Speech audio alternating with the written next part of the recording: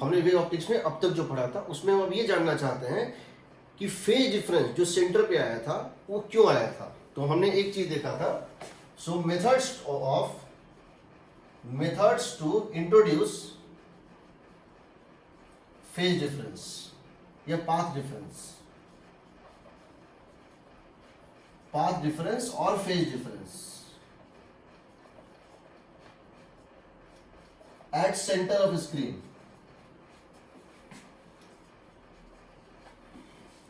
Centre of screen पे हमने एक मेथड क्या देखा था, पेस्टिंग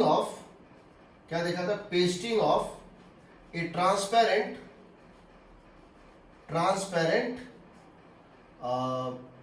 सीट, यही ना। हमने टेप साट दिया था, एक फ्रिंज के पास एक टेप साट दिया था, तो उससे हमारा एक डिफरेंस आया था। ये किया था पहला मेथड, ये था ना।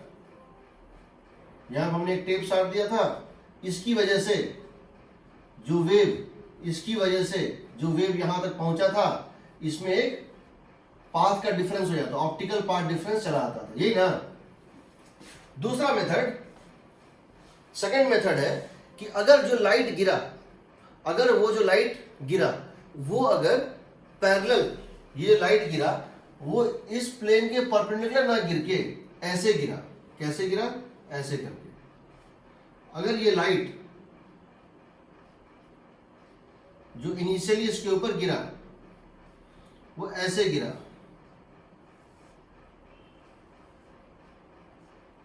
ये पैरेलल लाइट है, लेकिन ये इस स्लिट प्लेन के परपेंडिकुलर नहीं है, बल्कि स्लिट प्लेन से किसी एंगल थीटा पे गिर रहा था। अब बताओ इसकी वजह से क्या होगा। इसकी वजह से ये और ये तो कट रहा है, बट यहां एक एक्स्ट्रा ये चला होगा ना, ये एक्स्ट्रा चला होगा। कितना चला होगा, डी साइन थीटा चला होगा जी।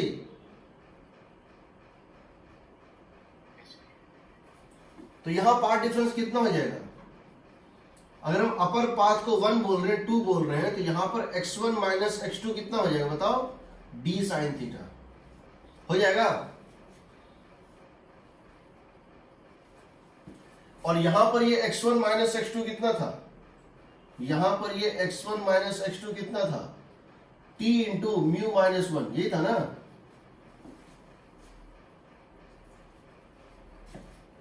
सही है,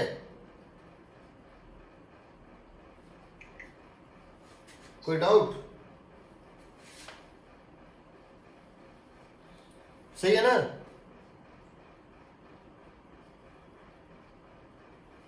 बोलो।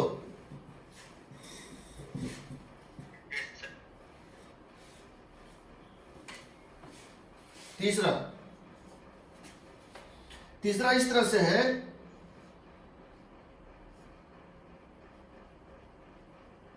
ये स्क्रीन है और यहां पर लाइट का सोर्स यहां पर रखा हुआ है। ये स्मॉल डी है, ये कैपिटल डी है, ये भी कैपिटल डी है। ये लाइट का एक पॉइंट सोर्स है। ये लाइट यहां से ऐसे जा रहा है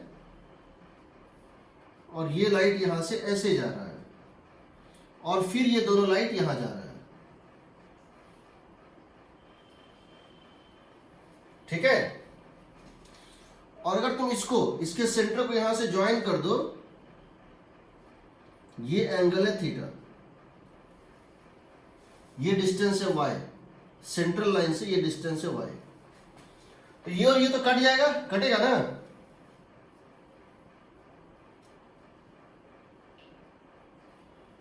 ये और ये तो इक्वल है, बट ये लेंथ और ये लेंथ में देखो तो ये लेंथ ज्यादा है, तो यहां x1 माइनस x2 कितना आ जाएगा। अगर d very very less than capital D है, अगर ये d very very less than capital D है, तो ये दोनों ऑलमोस्ट पैरेलल होगा। अगर ये d बहुत छोटा है इस कैपिटल D से, तो ऑलमोस्ट हम कह सकते हैं S यहां पर है, S1 यहां पर है, S2 यहां पर है, तो S1S N, तो हम कह सकते हैं if this is this then SS1 and SS2 are nearly parallel. सही है, सही है जी।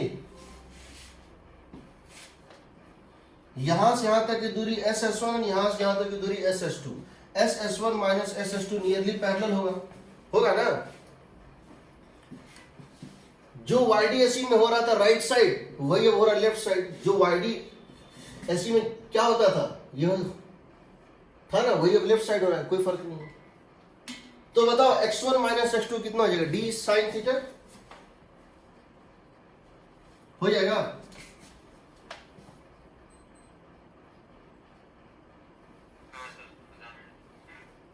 होगा कि नहीं, क्योंकि ये actually diagram to the scale नहीं है। डायग्राम देखने में इस तरह से होगा कि लाइट बेसिकली ये दोनों पैरेलल ही आ रहा होगा, बेसिकली ये दोनों पैरेलल ही आ रहा होगा। यही किया था ना हम YDSE में डेरिवेशन में, खाली फर्क ये था S1 S2 यहां था, स्क्रीन यहां होता था, पॉइंट यहां होता था स्क्रीन पे, यही ना। सही है,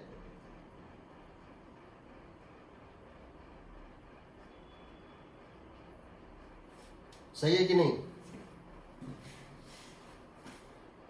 वही ज्योमेट्री यहां भी है, S1 से S, S2 से S।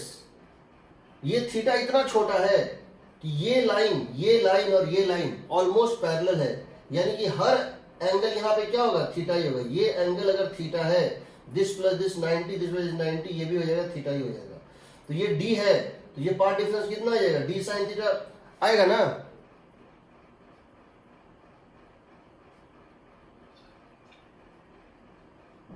होगा ना जी।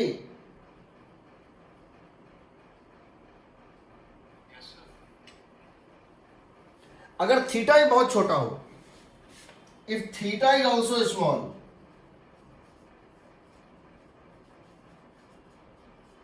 x1 minus x2 becomes d tan theta. d tan theta मतलब कितना हो गया, tan थीटा कितना है बताओ, y बाई डी है, y बाई डी है, बताओ tan थीटा क्या y बाई डी है, dy बाई डी होगा। जो चीज तुम यहां पे पहले किए थे, कहां पे, तुमको याद होगा हमने पहले यहां पे इस तरह से किया था,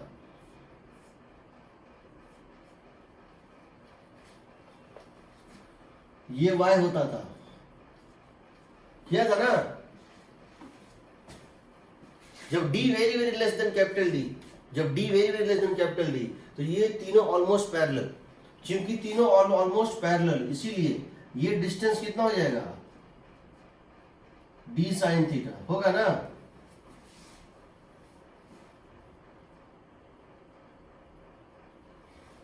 और अगर थीटा है बहुत स्मॉल तो d tan theta y by D होगा।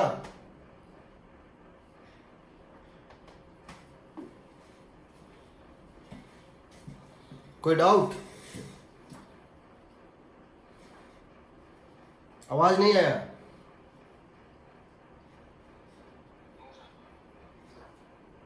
कौन सा ज्यादा, सब केस में, सब केस में x1 एक्सीड कर रहा है, सब केस में x1 एक्सीड कर रहा है ना x2 से, है कि नहीं। समझ गए हम तीनों। अब तीनों को मिक्स करूंगा, तो मैं मिक्स नहीं कर रहा हूं, आईटी मिक्स करती है। मेरे चाहने ना चाहने से कुछ नहीं होता है, आईटी मिक्स करता है। अब मैं तीनों को मिक्स कर रहा हूं, करूं।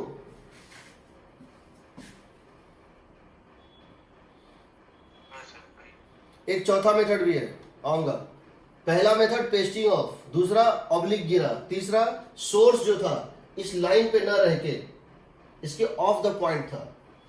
अब मैं क्या कर रहा हूं, तुमसे ये पूछना चाह रहा हूं, समझना इसको। अब मैं तुमसे ये पूछना चाह रहा हूं,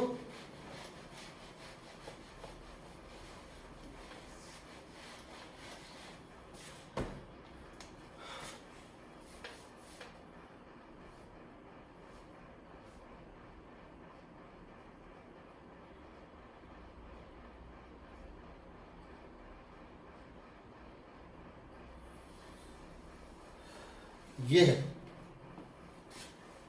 लाइट ऐसे गिर रही है, लाइट ऐसे गिर रही है पैरेलल एंगल थीटा पे,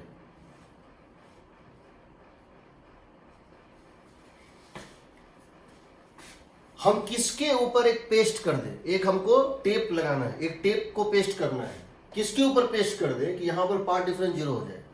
हम चाहते हैं यहां पर ऑप्टिकल पार्ट डिफरेंस जीरो हो जाए, तो टेप किस पे लगाना, नीचे वाले या ऊपर वाले पे? टेप यहां साटे कि यहां साटे, ताकि यहां पे ऑप्टिकल पार्ट डिफरेंस जीरो हो जाए? ऊपर वाले पे। क्यों? ये तो पहले से ज्यादा है, ये तो पहले से ज्यादा है। कितना ज्यादा है बताओ? D sine theta. तुम चाहते हो यहां दोनों का डिफरेंस जीरो हो जाए, तुम चाहते हो दोनों का यहां ऑप्टिकल पार्ट डिफरेंस क्या हो जाए, जीरो हो जाए। तो अगर तुम यहां पे इसको टेप साटोगे तो इसकी वजह से भी ये ज्यादा होगा ना? कैसे जीरो होगा? नहीं होगा ना, यहां साटना पड़ेगा ना। तो अब यहां पर ऑप्टिकल पार्ट डिफरेंस समझो x1 माइनस x2 क्या होगा। अब यहां पर x1 माइनस x2 क्या होगा,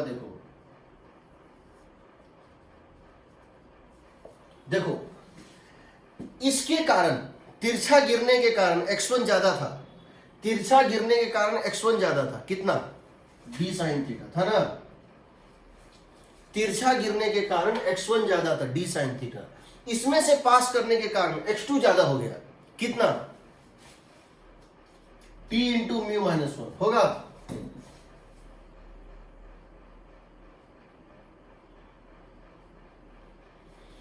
यहां से यहां तक देखोगे तो अपर पाथ ज्यादा है ना, अपर पाथ ज्यादा है।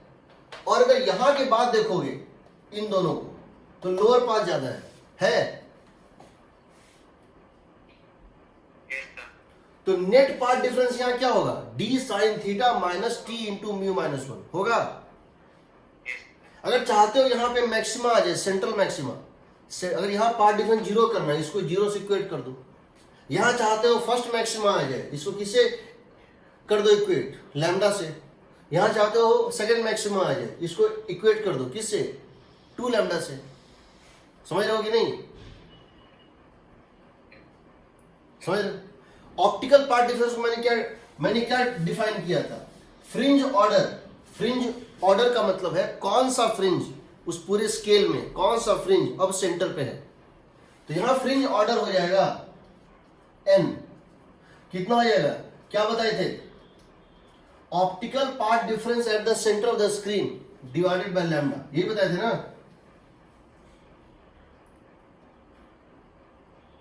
गेटिंग? ये हो जाएगा कितना, D sine theta minus T into mu minus 1 by lambda. अगर ये फ्रिंज ऑर्डर n फ्रैक्शनल है, इंटीजर है, इसका मतलब वहां कोई मैक्सिमा आ रहा है। ये इसका वैल्यू 1 है, अगर इसका वैल्यू 0 है इसका मतलब सेंट्रल मैक्सिमा आ रहा है। इसका वैल्यू प्लस या माइनस 1 है, इसका मतलब वहां फर्स्ट मैक्सिमा आ रहा है। इसका वैल्यू प्लस या माइनस 2 है, वहां सेकंड मैक्सिमा आ रहा है। यानी 2 फ्रिंज शिफ्ट हुआ था। अगर इसका वैल्यू 1.5, 0.5, 3.5, 4.5 है, इसका मतलब यहां कोई मिनिमा है।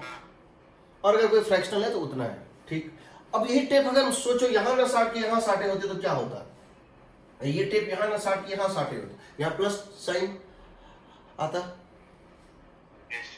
आता ना, क्योंकि दोनों के कारण पहला वाला ही ज्यादा हो रहा है। हाँ, अब सोचो मान लो तुमको हम इस तरह से पूछें, ये सब क्वेश्चन समझ लो, ये सब छोटी छोटी चीजें हैं। हम नहीं चाहते कि तुम कोई भी क्वेश्चन जब देखो तो ये सोचो कि ये बनेगा कैसे। वेव ऑप्टिक्स में बहुत कम मेथड्स हैं, बहुत सिंपल चीजें हैं, समझ लो। अगर हम तुझे इस तरह से पूछें ऐसे करके,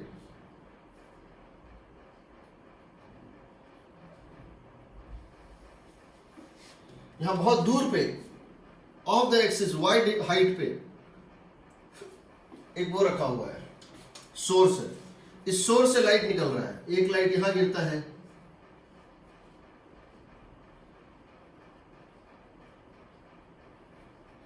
जबकि दूसरा लाइट यहां से गिर के ऐसे गिरता है। उसके बाद ये लाइट स्क्रीन पे पहुंचता है ऐसे करके। ये दोनों इक्वल है। सेंटर ऑफ द स्क्रीन, ये सेंटर ऑफ द स्क्रीन है। सेंटर ऑफ द स्क्रीन मतलब S1 S2 के मिड पॉइंट के सामने वाला पॉइंट है। ये डिस्टेंस दिया हुआ है थीटा, ये एंगल दिया हुआ है थीटा, ये डिस्टेंस दिया है d, ये है small d। Capital D is very very greater than small d and theta is very small. तो बताओ यहां x1 माइनस x2 कितना होगा? टोटल पार्ट डिफरेंस कितना होगा? YD by D?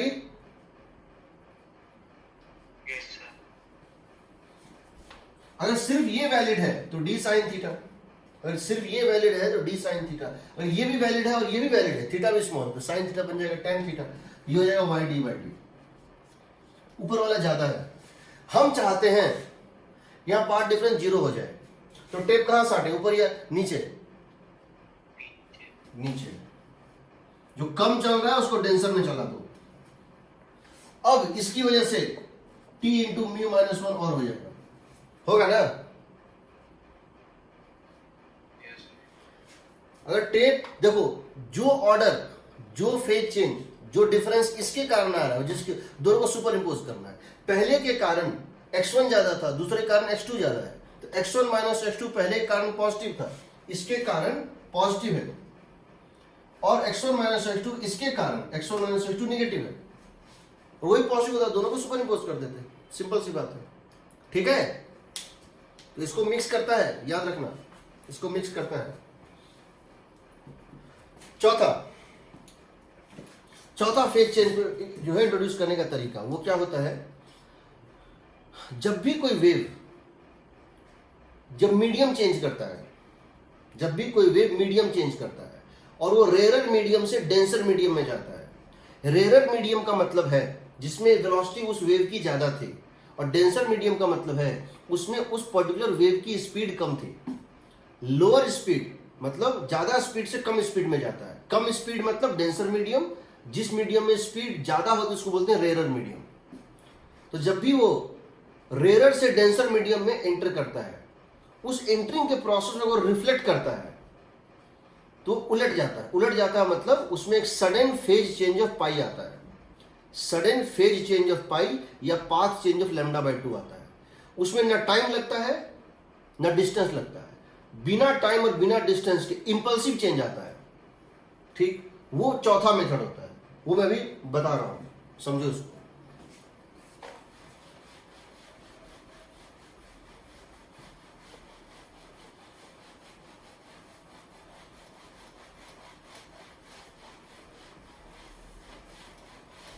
देखो, whenever a wave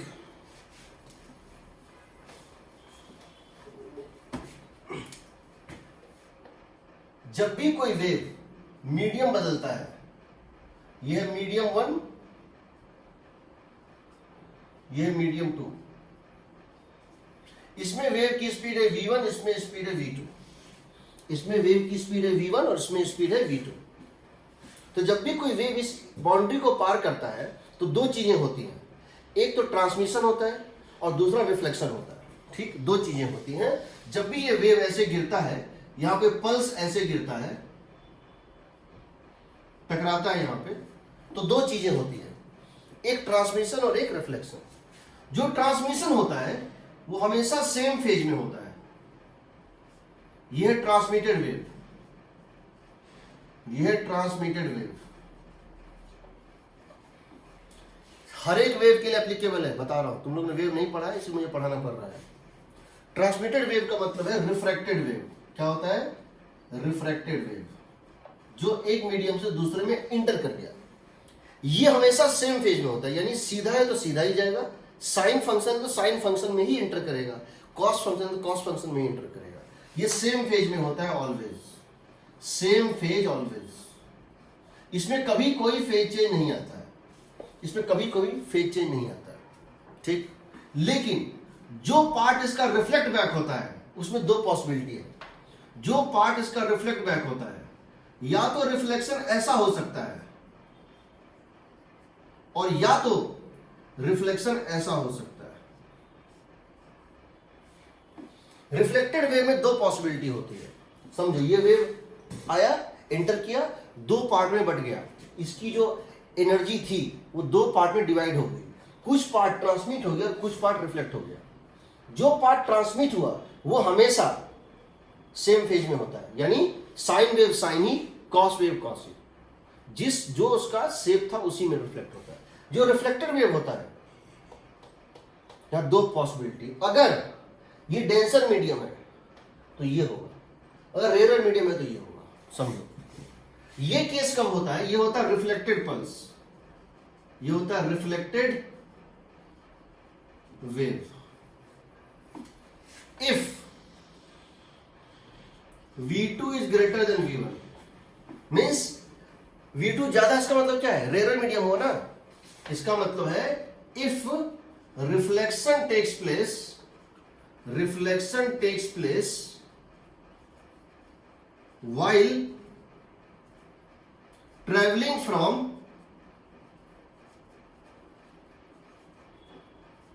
denser to rarer medium, अगर कम velocity से ज्यादा वेलोसिटी में एंटर करने के प्रोसेस में रिफ्लेक्शन हुआ है, तो कम वेलोसिटी से ज्यादा वेलोसिटी में एंटर करने के प्रोसेस में रिफ्लेक्शन हुआ है तो कोई फेज चेंज नहीं होता है। इसका मतलब है कि same phase, erect plus erect ही निकलेगा, इन्वर्टेड नहीं हो जाएगा। इसका मतलब है नो फेज चेंज। इसका मतलब है इरेक्ट पल्स, देखो इरेक्ट पल्स गिरा था और ये इंसिडेंट पल्स था, ये इंसिडेंट वेव है, ये ट्रांसमिटेड वेव है और ये रिफ्लेक्टेड वेव। इरेक्ट का मतलब है no phase change, no phase change. लेकिन अगर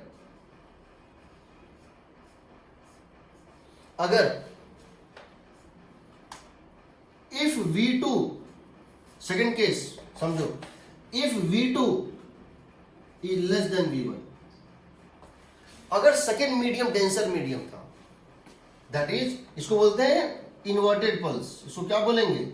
इन्वर्टेड पल्स। इसका मतलब है इफ रिफ्लेक्शन टेक्स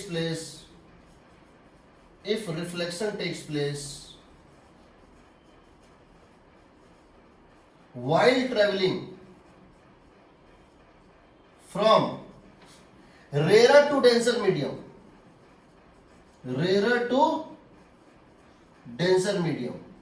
अगर ज्यादा स्पीड से कम स्पीड वाले मीडियम एंटर कर रहा है और तब अगर रिफ्लेक्शन हो गया, ज्यादा स्पीड था और कम स्पीड वाले मीडियम में एंटर कर रहा है तो वो पलट जाता है। यानी यहां पे क्या होता है? Sudden phase change. इसका मतलब है इन्वर्टेड पल्स का मतलब है सडन फेज चेंज ऑफ पाई। क्यों? तुम जानते हो जब साइन फंक्शन में साइन थीटा प्लस पाई होता है माइनस साइन थीटा और कॉस थीटा प्लस पाई होता है माइनस कॉस थीटा। सडन, तो अगर ये साइन फंक्शन टकराया और माइनस साइन बन गया, इसका मतलब क्या हो गया? इसका मतलब क्या हो गया कि साइन बन गया माइनस साइन, यानी उसमें फेज में कितना जुड़ गया? पाई जुड़ गया। सडन फेज चेंज ऑफ पाई, समझो। और path change of lambda by 2।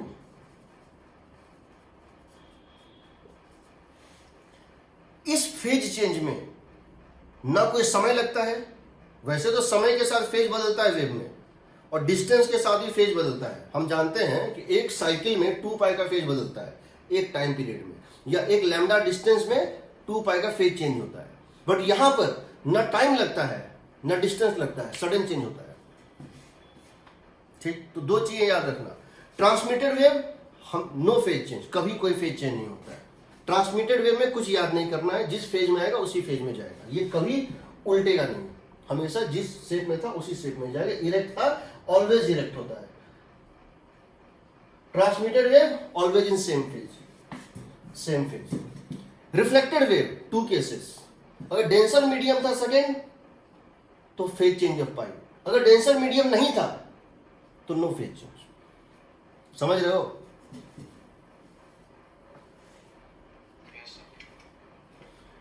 और जब मैं स्पीड की बात कर रहा हूं, सिर्फ फर्क इतना पड़ेगा, चाहे वो वेव्स ऑन स्ट्रिंग हो, साउंड वेव हो लाइट वेव हो, इलेक्ट्रोमैग्नेटिक वेव हो, कोई भी वेव हो, सब जगह वैलिड है। वहां वेलोसिटी का फॉर्मूला अलग अलग होगा। मैकेनिकल वेव में वेलोसिटी होता है under root tension by mass per unit length. जब रस्सी पे होता है तो under root tension by mass per unit length.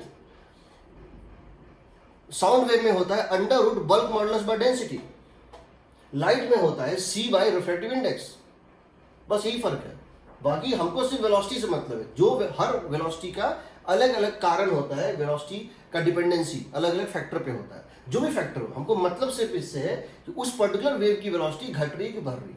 ठीक है, समझो इसका मतलब क्या होगा। इसका मतलब ये हुआ, अगर मैं तुमसे ये पूछूं, ये ग्लास है, ये ग्लास है, ठीक है, इसको मैंने पॉलिश कर दिया है, इसको मिरर बना दिया, ठीक। मैंने यहां एक सोर्स लिया S, मैंने यहां एक सोर्स लिया, यहां से एक लाइट ऐसे गया, रिफ्लेक्ट किया और यहां पहुंचा, और दूसरा लाइट डायरेक्टली यहां से यहां गया। समझ रहे हो? एक लाइट का जर्नी ये है और दूसरी लाइट का जर्नी ये है। एक लाइट डायरेक्टली यहां से S से P तक गया और दूसरा यहां गिरा, रिफ्लेक्ट किया, तब P तक गया। इसकी डिस्टेंस 10 लैम्डा है, इसकी डिस्टेंस 6 लैम्डा है और इसकी डिस्टेंस 8 लैम्डा है। यहां पाथ डिफरेंस कितना होगा? जब निकला था दोनों एक साथ निकला, एक जैसा है, ट्विंस थे। जब ये निकला था दोनों सोर्स में से तो दोनों ट्विंस थे, एक जैसा था, कोई फर्क नहीं था। इसने डिस्टेंस ट्रेवल किया 10 लैम्डा, इसने ट्रेवल किया टोटल कितना 14 लैम्डा। सो इट सीम्स कि यहां पाथ डिफरेंस कितना होगा, कितना होगा बताओ? इसने कितना डिस्टेंस ट्रेवल किया टोटल? और इसने कितना किया है? 10 लैम्डा। तो यहां पर x2 माइनस x1 होनी चाहिए थी 4 लैम्डा, ये ना, यानी यहां मैक्सिमा बननी चाहिए थी, बट यहां मिनिमा बनती है। क्यों? यहां तुम एक चीज भूल रहे हो, और यही भूलोगे यही क्वेश्चन को गलत करेगा। भूल रहे हैं हम कि ये लाइट रिफ्लेक्शन कब कर रहा है? जब ये एयर से ग्लास में जा रहा था, कर रहा है ना। ये डेंसर मीडियम है ग्लास या रेयर मीडियम? डेंसर मीडियम है, तो यहां पर एक एक्स्ट्रा लैम्डा बाय 2 एक्स्ट्रा भी है, जो ना डिस्टेंस में दिख रहा है ना टाइम में दिख रहा है, बट इंपल्सिव है।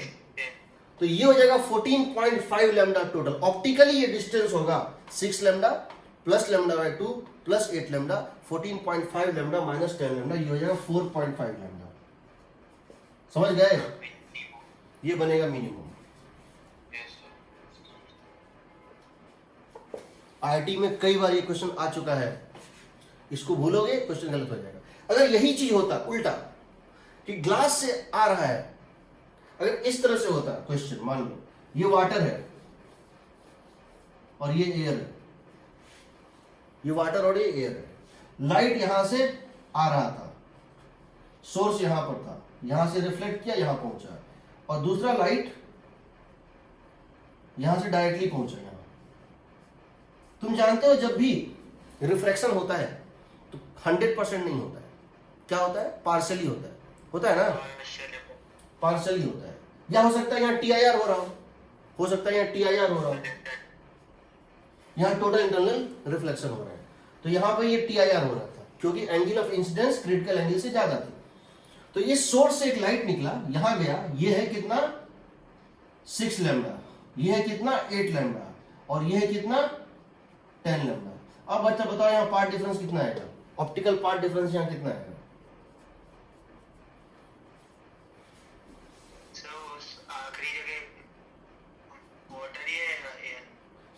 कहां पे?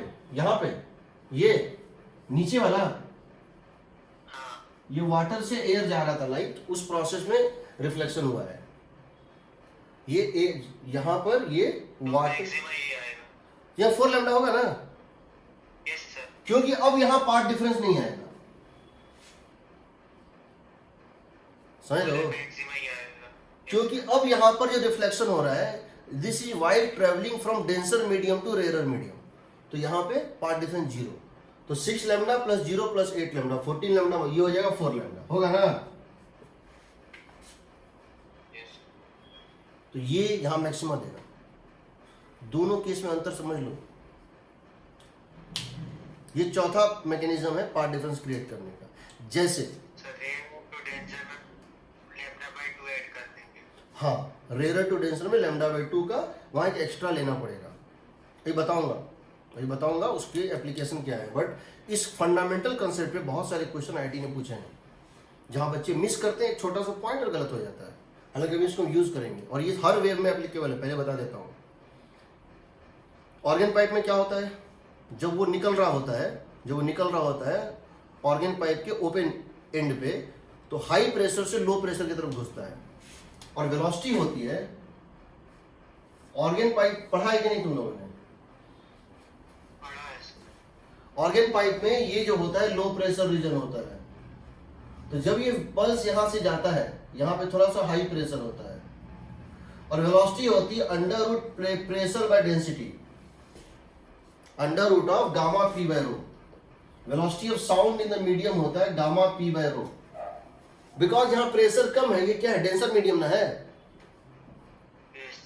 तो ये पलट जाता है। जब रिफ्लेक्ट करते हैं पलट जाता है, इसलिए यहां नोड बनता है। एक सीधा पल्स और एक उल्टा पल्स जब मिलेगा, जब एक सीधा पल्स जो आ रहा है और एक जो रिफ्लेक्ट होकर जा रहा है, जब ये दोनों मिलेगा, एक दूसरे को कैंसिल कर देता है, जीरो हो जाता है। इसलिए यहाँ पे ये होता है।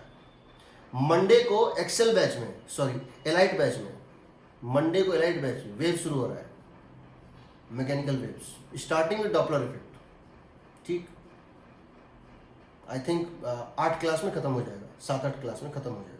तुम इसको ज्वाइन करना चाहे तो कर लेना, नहीं तो हम उसको यूट्यूब पे तो देंगे। ठीक है, इसको याद रखना, बहुत इंपॉर्टेंट कॉन्सेप्ट है, पूरे वेव्स में एप्लीकेबल है, एक जगह नहीं 10 जगह लगता है। ठीक, अब देखो, कोई डाउट यहां पे किसी को? मिटाओ सर, अगर वेव मल्टीपल टाइम्स आ रहे हैं उस पे interference due to thin films, 50 बार रिफ्लेक्शन वो जो है करा सकते हैं। देखते हैं कैसे होगा। इसका मतलब है कि टोटल इंटरनल रिफ्लेक्शन के केस में, इसका मतलब है कि टोटल इंटरनल रिफ्लेक्शन के केस में कभी भी फेज चेंज नहीं होगा ना, जो डेंसर से रेयर जा रहा है नहीं होगा। ठीक है, एक्स्ट्रा फेज चेंज नहीं होगा। अब देखो, कॉन्सेप्ट ऑफ वर्चुअल स्लिट क्या होता है? कॉन्सेप्ट ऑफ वर्चुअल स्लिट वो क्या होता है समझो। कॉन्सेप्ट ऑफ वर्चुअल या एपरेंट स्लिट्स,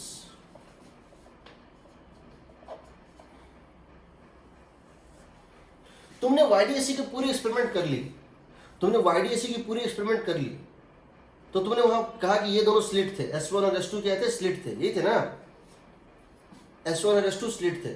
बट स्लिट कहां है, स्लिट कौन है, ये कौन डिसाइड करेगा? ये स्क्रीन पे बैठा पर्सन डिसाइड करेगा। देखो, जो तुम्हारा वाईडीएससी का एक्सपेरिमेंट है उसमें ये जो स्क्रीन था तुम्हारा, इस स्क्रीन के ऊपर फाइनली 2 लाइट गिरते हैं, इस स्क्रीन के ऊपर 2 लाइट गिरते हैं। बहुत कुछ होने के बाद ये लाइट गिरते हैं और ये दोनों यहां जाके इंटरफेयर करते हैं। दिस रे 1 एंड दिस रे इंटरफेयर, यही ना, इस स्क्रीन के ऊपर ये दोनों लाइट गिरते हैं और इंटरफेयर करते हैं। अगर तुम यहां बैठ के देखो और तुम इस स्क्रीन पे बैठ के देखो तो तुमको लगेगा कि ये दोनों जहां से आ रहे हैं, तुमको ये दोनों कहीं से आता हुआ दिखेगा, उसी को स्लिट कहते हैं। This person feels that light is coming from 2 points A and B। इसको लग रहा है कि ये लाइट यहां से आ रहा है और ये लाइट यहां से आ रहा है। इस पर्सन को जो अंतिम लाइट स्क्रीन पे पहुंच रहा है, जो लास्ट लाइट स्क्रीन पे पहुंच रहा है, वो जहां से आता हुआ प्रतीत होगा, वो जहां से आता हुआ फील होगा, उसको स्लिट बोलते हैं। जरूरी नहीं है, हो सकता है कुछ भी ना रखा हो, इमेज हो, बट इसको यही लगेगा कि लाइट यहीं से आ रहा है। This person feels that the light is coming from 2 points A and B. These 2 points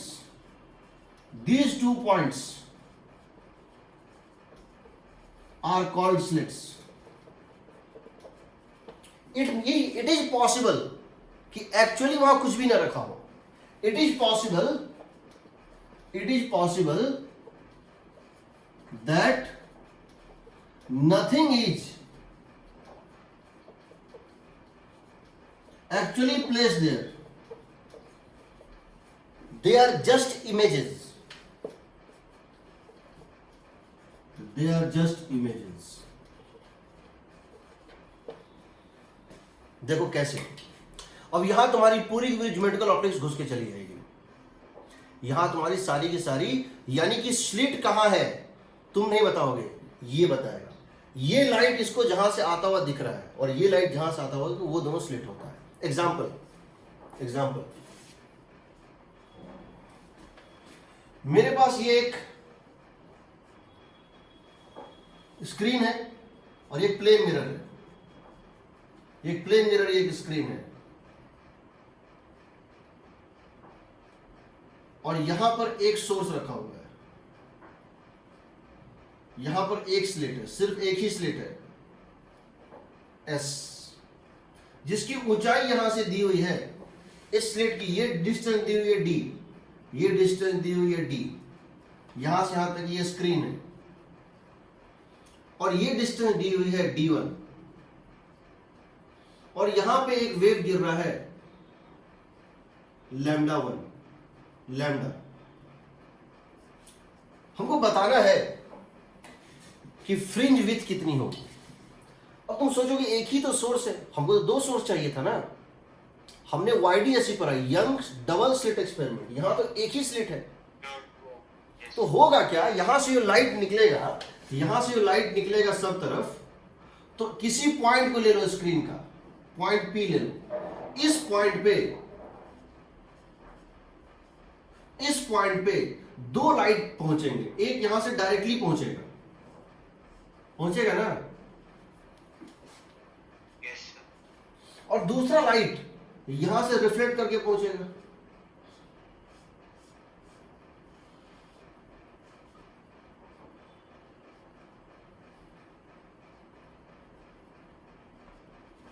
पहुंचेगा ना।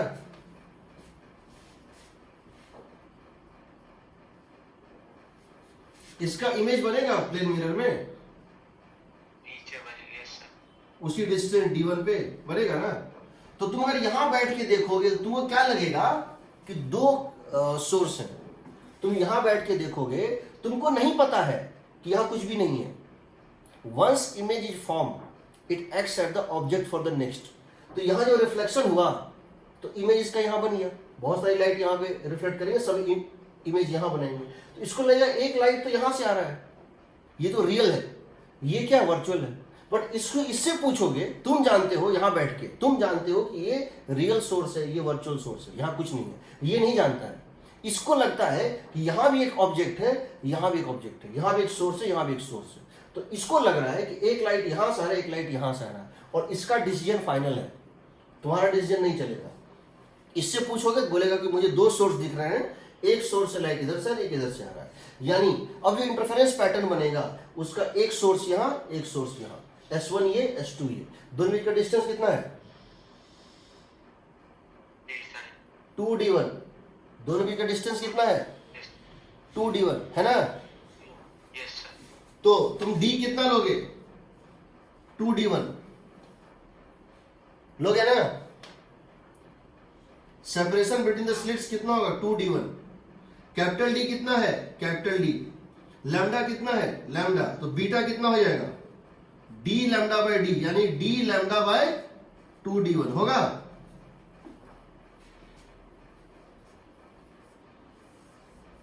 होगा कि नहीं।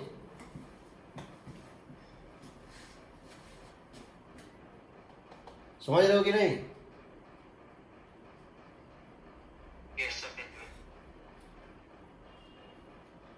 ठीक, जहां जहां, अब ये बताओ, इसके जस्ट ऊपर यहां पर इसके जस्ट सेंटर के ऊपर यहां मैक्सिमम होगा कि मिनिमम होगा? यहां पर मैक्सिमम होगा कि मिनिमम होगा? कैसे निकालोगे? एक लाइट यहां से गया होगा ऐसे करके, जस्ट यहां रिफ्लेक्ट किया होगा और यहां मिला होगा, यही ना? और एक लाइट ये रहा होगा, यही ना? इसको क्या लगेगा? जो पर्सन यहां बैठ के देखे उसको क्या लगेगा? ये लगेगा ना कि एक लाइट यहां से आ रहा है डायरेक्ट, एक लाइट यहां से आ रहा है डायरेक्ट और एक रिफ्लेक्ट होके जा रहा था ना, है ना जी? यस सर, इसके जस्ट ऊपर एक लाइट तो यहां से पहुंचेगा डायरेक्ट और एक इसके जस्ट पहले रिफ्लेक्ट करके पहुंचेगा। ये और ये तो इक्वल है, बट यहां एक λ/2 का था ना फेज चेंज, हाँ सर, तो यहां पार्ट डिफरेंस क्या आएगा? 0 λ/2। यहां पार्ट डिफरेंस कितना आएगा? λ/2 आएगा। तो यहां क्या बनेगा? मिनिमा बनेगा। मिनिमम बनेगा सर। जहां सेंट्रल मैक्सिमा पहले आता था वहां मिनिमम हो रहा है। क्यों हो रहा है? क्योंकि भले ही ज्योमेट्रिकली ये दोनों डिस्टेंस इक्वल है, बट यहां एक एक्स्ट्रा λ/2 था, तो यहां मिनिमा बनेगा। अगर तुमसे ये पूछें कि सेंटर के जस्ट ऊपर क्या बनेगा? मिनिमा बनेगा। और अगर तुमसे ये पूछें इससे मिनिमम डिस्टेंस कितने ऊपर मैक्सिमा बनेगा? ये बनेगा मिनिमा। 0.5, यस। इसके कितने ऊपर नियरेस्ट मैक्सिमा बनेगा? तो β/2। समझ रहे हो ना? ये मिनिमा है, यहां फिर बनेगा मिनिमा। इसके बीच का डिस्टेंस कितना होगा? बीटा। मिनिमा से मैक्सिमा β/2 होगा। एस्यूरमा खोलो, एस्यूरमा खोलो। मेरे पास नहीं है अभी बुक, मैं बुक नहीं लाया हूं। एस्यूरमा खोलो, वेव ऑप्टिक्स चैप्टर, एक्सरसाइज में आओ। एस्यूरमा वेव ऑप्टिक्स चैप्टर एक्सरसाइज में आओ। एक्सरसाइज के सेकंड या थर्ड पेज पे देखना, राइट पेज के सबसे नीचे ये क्वेश्चन है।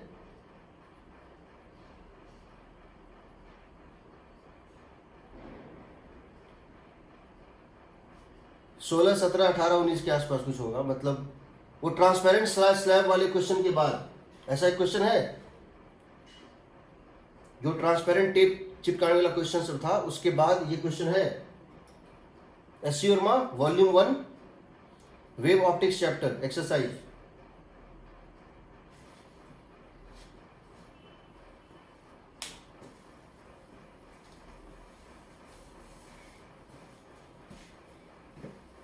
दिखा?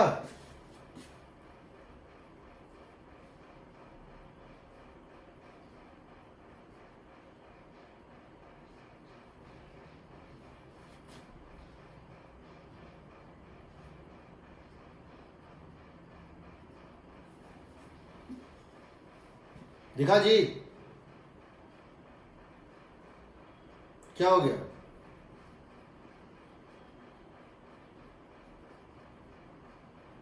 हेलो, हाँ सर, दिख गया।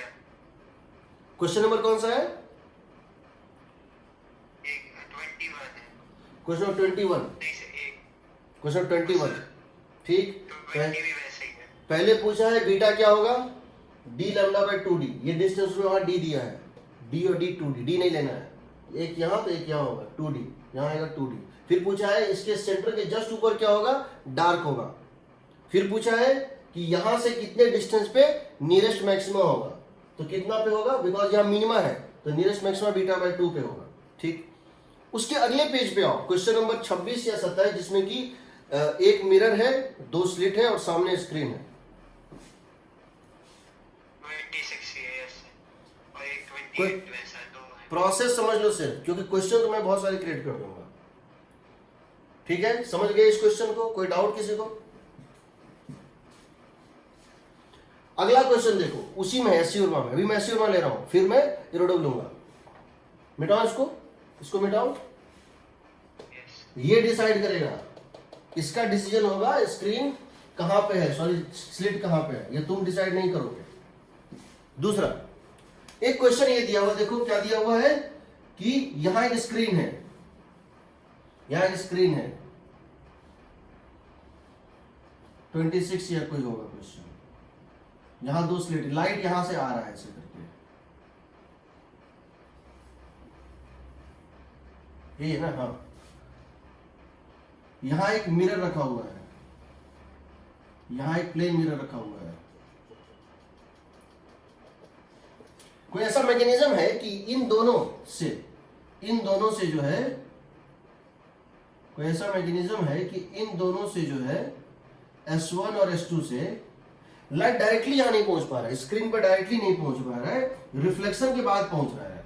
तो यहां से लाइट ऐसे गया, वो रिफ्लेक्ट करके यहां पहुंचेगा, और दूसरा लाइट जो पहुंचेगा वो भी कहीं यहां पे जाएगा, यहां से रिफ्लेक्ट होकर पहुंचेगा। यानी स्क्रीन के किसी भी पॉइंट पे लाइट पहुंच रहा है, वो पहले सोर्स से निकल के डायरेक्ट नहीं पहुंच रहा है, पहले सोर्स से भी रिफ्लेक्शन बाद पहुंच रहा है और सेकंड सोर्स से भी रिफ्लेक्शन बाद पहुंच रहा है। ये डिस्टेंस दिया हुआ है स्मॉल d, ये दिया हुआ है d1, ये दिया हुआ है d2।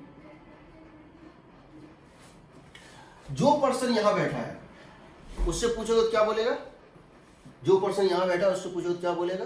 वो बोलेगा कि मुझे तो ये लग रहा है, इस पर्सन को क्या लगेगा, इसका जो इमेज बन रहा है किसमें, मिरर में बनेगा ना, इसका इमेज बनेगा मिरर में यहां पर, इससे ये बनेगा S1 डैश, और इसका भी इमेज बनेगा उतने ही डिस्टेंस पीछे, प्लेन मिरर में उतने ही डिस्टेंस पीछे इमेज बनता है S2 डैश, होगा ना। तो इसको लगेगा कि ये लाइट जो है S1 डैश से आ रहा है, because once image is form in the mirror it acts an object for the next, यही ना।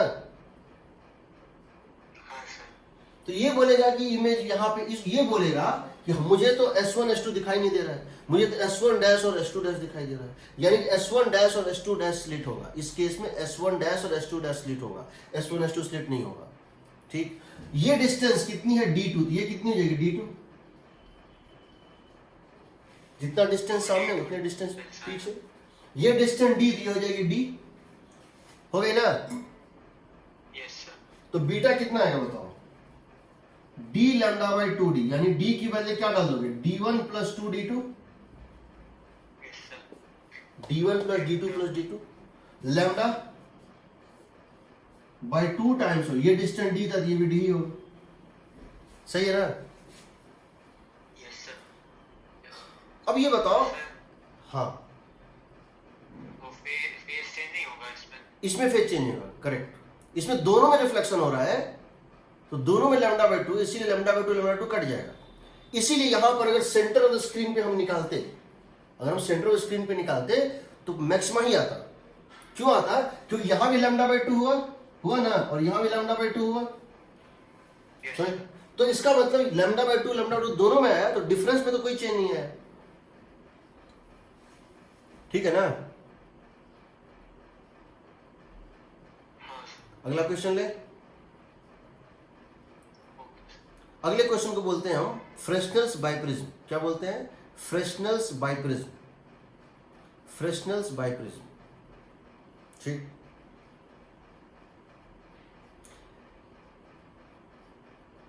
वे ऑप्टिक्स का जितना IIT JEE का सिलेबस है वो हम खत्म कर चुके हैं, और जो पढ़ा रहे हैं वो कंट्रोवर्शियल, लोग कहते हैं सिलेबस में नहीं है, शायद नहीं भी हो, बट हमको तो पढ़ना है, ठीक है। समझ गए इसको भी? कोई डाउट यहाँ? अगेन एक ही लाइन है इंपॉर्टेंट, ये डिसाइड करेगा सोर्स कौन है, स्लिट कौन है, ये डिसाइड करेगा, तुम डिसाइड नहीं करोगे, ठीक। अगला देखो, अगले को हम बोलते हैं, ये कॉन्सेप्ट ऑफ एपरेंट या वर्चुअल स्लिट का ये कॉन्सेप्ट ऑफ वर्चुअल स्लिट। ये बताओ, before I do one thing more like that, conic section पढ़े हो? पढ़े? कोन को कहां से कैसे कट करते हैं तो इलिप्स, हाइपरबोला, पैराबोला बनता है, जानते हो? हाँ सर, वो जानते हैं। एक कोन है, उसको ऐसे कट करेंगे सर्कल बनेगा, तिरछा कट करेंगे तो क्या बनेगा, ऐसे कट करेंगे तो क्या बनेगा, जानते हो ना?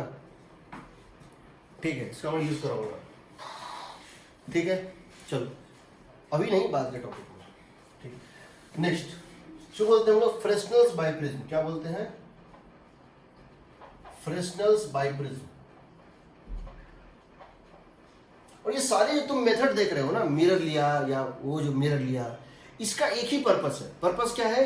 एक सोर्स से दो सोर्स बनाना चाहते हैं। एक सोर्स से दो सोर्स, क्योंकि दो सोर्स कभी भी, जैसे दो लोग कभी भी ट्विन नहीं हो सकते हैं।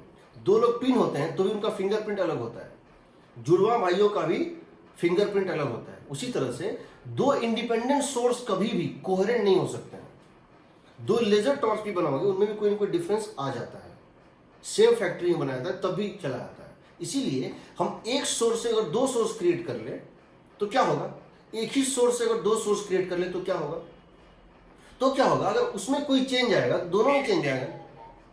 चेंज आएगा तो दोनों में आएगा ना, यस तो डिफरेंस जीरो हो सेम जाएगा। रहेंगे मतलब दोनों। हाँ, तो उन दोनों का फेज डिफरेंस जो है कांस्टेंट रहेगा या जीरो रहेगा। जहां जीरो वहां जीरो ही रहेगा। ठीक है। फ्रेस्नेल पाइपिंग उसी का एक मेथड है। इसमें हम क्या करते हैं? दो थिन प्रिज्म लेते हैं। दो थिन प्रिज्म लेते हैं, ऐसे और ऐसे, एक जैसा।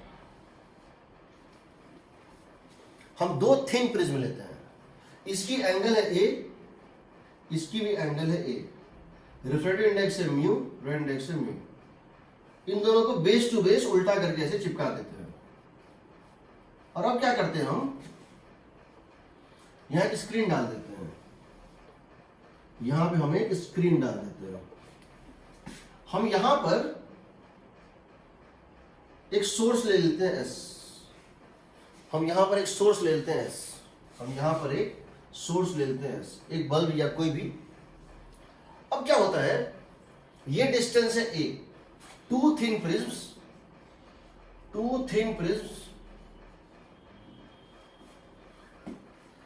Pasted base to base, pasted base to base. अब हम क्या करते हैं कि हम यहां से एक रे लेते। तुम जानते हो कि जो थिन प्रिज्म में होता है एंगल ऑफ डेविएशन होता है म्यू माइनस वन इंटू ए, म्यू माइनस वन इंटू ए। तो यहां से एक रे को हम जस्ट इसके ऊपर गिराते हैं। कहां? इसके जस्ट ऊपर, इसके बेस के जस्ट ऊपर गिराते हैं। पैरेलल ग्रेजिंग जस्ट ऊपर। ये क्या होगा? यहां से बेंड कर जाएगा ऐसे। इसका एंगल ऑफ डेविएशन कितना होगा जी? डेल्टा होगा ना। जहां डेल्टा होगा म्यू माइनस वन इंटू ए होगा ना।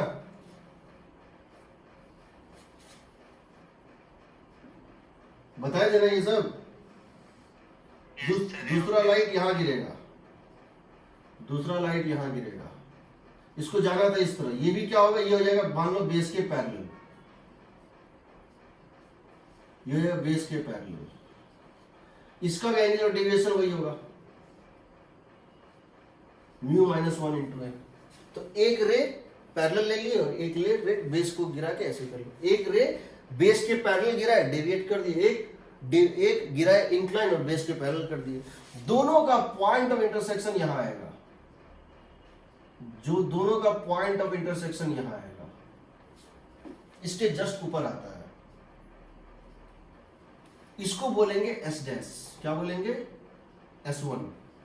तो अगर तुम यहां बैठ के देखोगे तो ये जो पूरा लाइट है ना, ये जो पूरा लाइट यहां से यहां तक का है, ये तो क्या लगेगा? यहां से आ रहा है। कहां से? S1 से आ रहा है। तुम अगर यहां बैठ के देखोगे तो लगेगा तुमको क्या लगेगा? यहां एक टॉर्च है, यहां एक टॉर्च है और ये टॉर्च का बीम इस पे आ रहा है। और तुम यहां बैठ के देखोगे तुमको ये दिखाई नहीं देगा। अपर जो है प्रिज्म में के कारण इसका इमेज यहां बन गया ना, तो तुमको ये लगेगा, जो आदमी यहां खड़ा है, ये लाइट आ रहा है, ये पूरा लाइट ये S1 से आ रहा है। उसी तरह से नीचे भी बनेगा। जो लाइट यहां से जस्ट इसके नीचे, हल्का सा नीचे ऐसे जाएगा, वो यहां से बेंड करेगा और बेंड करके कहां पहुंच जाएगा भाई? यहां पहुंच जाएगा। और जो लाइट यहां से जाएगा इस तरह से, एक लाइट हो जाएगा बेस के पैरेलल, यहां पहुंचेगा ना। तो ये इमेज कहां बनाएगा? यहां बनाएगा।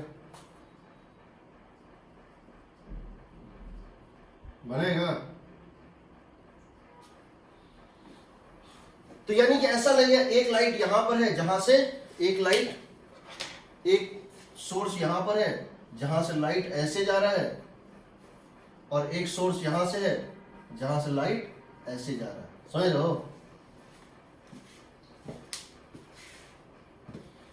यहां खड़े होके देखोगे तो ये नहीं दिखेगा, एक ऊपर दिखेगा सोर्स जो इमेज ऊपर वाले ने बनाया है, और एक नीचे दिखेगा जो नीचे वाले ने बनाया है। तो तुम कहोगे अरे यार यहाँ तो दो सोर्स रखा हुआ है, एक ऊपर और एक नीचे। तुम कैसे कर रहे हैं? एक सोर्स है, यहाँ पे दो सोर्स दिख रहे हैं, एक ऊपर एक नीचे, और दोनों सोर्स से लाइट आ रहा है और यहाँ इंटरफेयर कर रहा है, ये इसको लगेगा। एग्रीड? एग्रीड?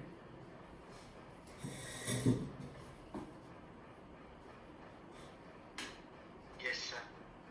अब हम निकाल रहे हैं इसका फ्रिंज भी तो सब कुछ। देखो ये डिस्टेंस दिया हुआ है ए, एस से लेकर प्रिज्म तक का डिस्टेंस दिया है डी ए, और यहां से यहां तक का डिस्टेंस दिया है बी। यहां सोर्स से लेकर प्रिज्म तक का डिस्टेंस है ए, और प्रिज्म से लेकर स्क्रीन तक का डिस्टेंस है बी। पहली बात, ये एंगल डेल्टा है। डेल्टा कितना? म्यू माइनस वन इंटू ए। म्यू माइनस वन इंटू ए अगर तुमको डिग्री में दिया है, इसको क्या करना? रेडियन में कन्वर्ट कर लेना। इसको क्या करना? रेडियन में कन्वर्ट कर लेना। और डिग्री में दिया है, 2 डिग्री दिया है, तो 2 पाई बाय 180 रेडियन। ठीक कर लिया। ये एंगल बहुत छोटा होता है, थिन प्रिज्म में तो बहुत छोटा होता है। तुम लिख सकते हो ये डिस्टेंस, अगर ये हाइट अगर h है, तो tan डेल्टा को क्या लिख सकते हो? क्या तुम tan डेल्टा को लिख सकते हो? क्या तुम tan डेल्टा को लिख सकते हो? h बाई a लिख सकते हो? tan डेल्टा को h बाई a लिख सकते हो? Yes sir. tan डेल्टा को क्या मान लोगे? Delta, delta. और डेल्टा है म्यू माइनस वन, तो h कितना हो गया? Mu minus one into A times of A. सही है? Yes sir.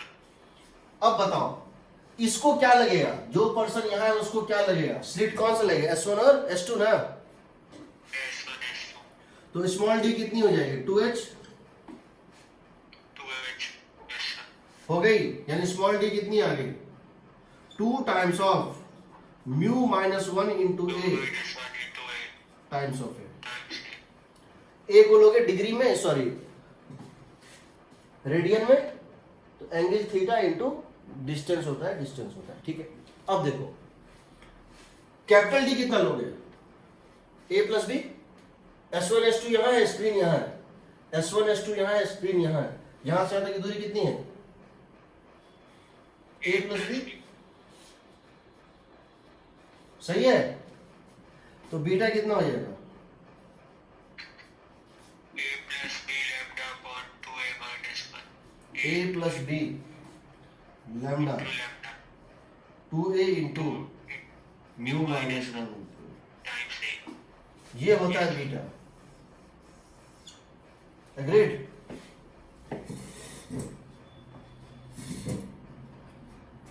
लिमिट पढ़े हो? Yes sir. Apply limit a tends to infinity. अगर हम यहां लगा दें limit a tends to infinity, what is beta? बताओ कितना आएगा?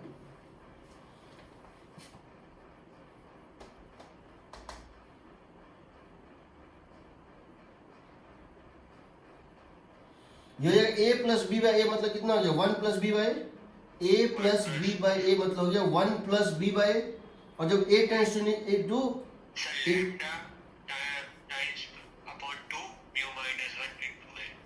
Independent of A and B, yes sir. Independent of A and B. अगर, और इसका मतलब क्या है? a टेंड्स टू इंफिनिटी का मतलब क्या है? The beam is coming parallel.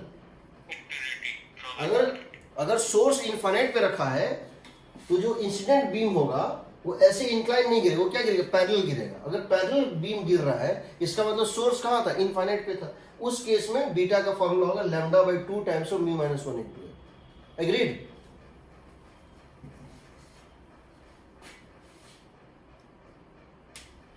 ठीक है, कोई डाउट यहाँ? बोलते हैं फ्रेशनल्स बाय प्रिज्म। कोई डाउट यहाँ? सर इसमें दो मीडियम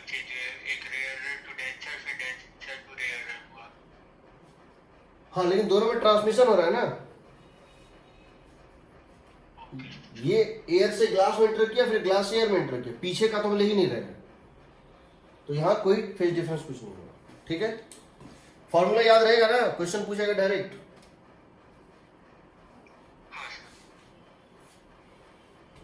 अगला, लॉयड्स मिरर। क्या होता है लॉयड्स मिरर? ये सब सिलेबस में नहीं है, एज ए नेम सिलेबस में नहीं है, समझो। नाम यूज करके नहीं पूछ सकता है, बट पूछ सकता है। बिना नाम यूज के पूछ सकता है, बिना नाम यूज के पूछ सकता है, नाम यूज करके नहीं पूछ सकता। अगला क्वेश्चन है, यहां किसी को कोई डाउट है?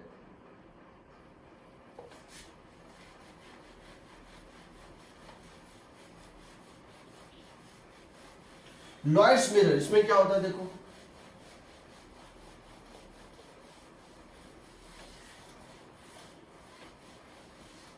इसके पहले मिरर का क्वेश्चन देखे तो वो लॉयड्स मिरर का ही कह सकते हो, बट लॉयड्स मिरर में थोड़ा सा डिफरेंस रहता है। इस तरह से देखो,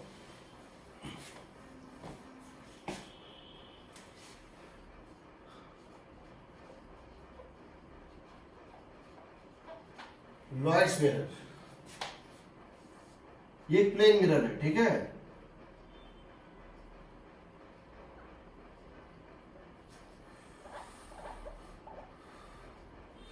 और यहां एक स्क्रीन है,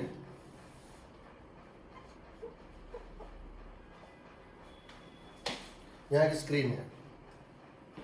यहां पे 1 मिलीमीटर के हाइट पे,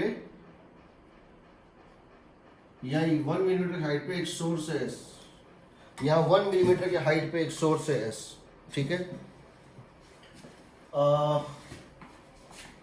इसको ऐसे कर लेते हैं,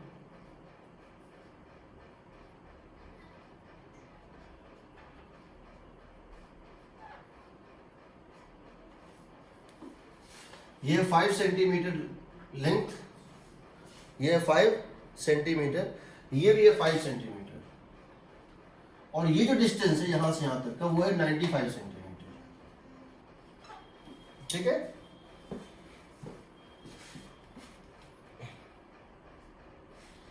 ये जो सोर्स है इसकी वेवलेंथ दी हुई है 5000 एंगस्ट्रॉम, ये दी हुई है 5000 एंगस्ट्रॉम। आपको पहले ये बताना है बीटा कितना होगा, पहले ये बताना है बीटा कितना होगा, दूसरा ये बताना है कि नंबर ऑफ फ्रिंजेस कितने बनेंगे। तो पहले ये बता बीटा कितना होगा, क्या करेंगे, चाहे मिरर छोटा हो या बड़ा हो, मिरर एक अपना इमेज यहां बनाएगा ना एस डैश,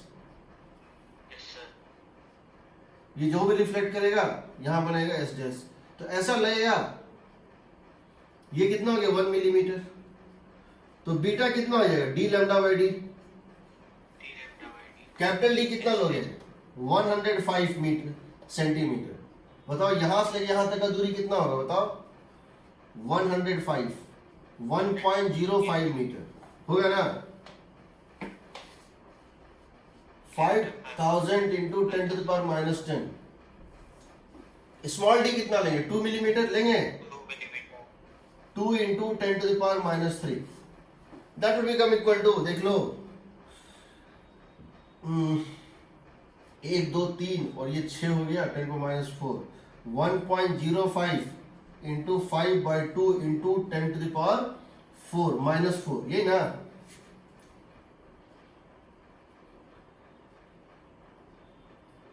हाँ ठीक है, मीटर। इसका मतलब हो गया, लिख सकते हो और ये हो गया, बताओ 25 5 बचा 2 2 2 हो गया 5.25/2 इंटू 10⁻⁴ मीटर, यही ना, इतना मीटर होगा जो भी है, बीटा निकल जाएगा। वंस यू गेट बीटा, अब क्या करना है, अगला क्या है, नंबर ऑफ फ्रिंजेस कितने बने, how many fringes are formed, how many fringes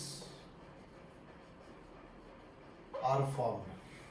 तो बताओ ये लाइट इसके ऊपर गिरेगा वो कहां से कहां तक गिरेगा, लाइट यहां से जो लाइट रिफ्लेक्ट हो रहा है, समझो यहां से जो लाइट रिफ्लेक्ट हो रहा है,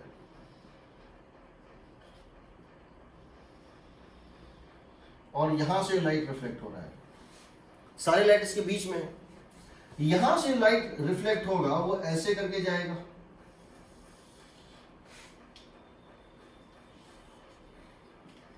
और यहां से लाइट रिफ्लेक्ट होगा वो कहीं ऐसे करके जाएगा। इन दोनों को प्रोड्यूस करने पे यहां मीट कर रहा होगा, यही ना। ये एंगल अगर थीटा है, ये भी थीटा होगा, तो बताओ क्या हम ये हाइट निकाल सकते हैं? क्या हम ये हाइट निकाल सकते हैं? निकाल सकते हैं ना इस सिमिलर ट्रायंगल में? निकाल सकते हैं ना? 1 millimetre by 5 centimetre, 1 millimetre by 5 centimetre इस ट्रायंगल में 1 millimetre by 5 centimetre is y1 by equal to x y1 by 100 centimetre. सही है, y1 बाय यहां से यहां तक 100 सेंटीमीटर, तो ये और ये कट गया 20 से, तो y1 आ जाएगा 20 मिलीमीटर। सही है,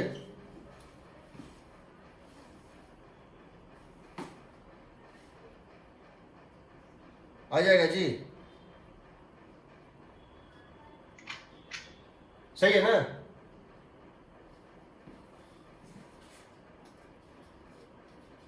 सही है कि नहीं? समझ लो ना क्या कर रहे हैं। 1 millimetre by 5 centimetre is y1 by ये डिस्टेंस सिमिलर ट्रायंगल से। अब बताओ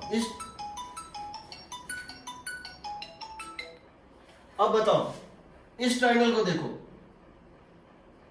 इस ट्रायंगल को देखो, ये एंगल है अल्फा, ये भी है अल्फा, इससे tan निकालोगे, tan ऑफ अल्फा क्या आएगा बताओ?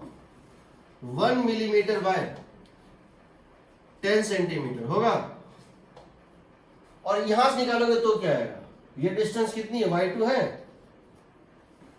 क्या लिखोगे? y2 बाय कितना लिखोगे इसको? 95 ना? सही है कि नहीं?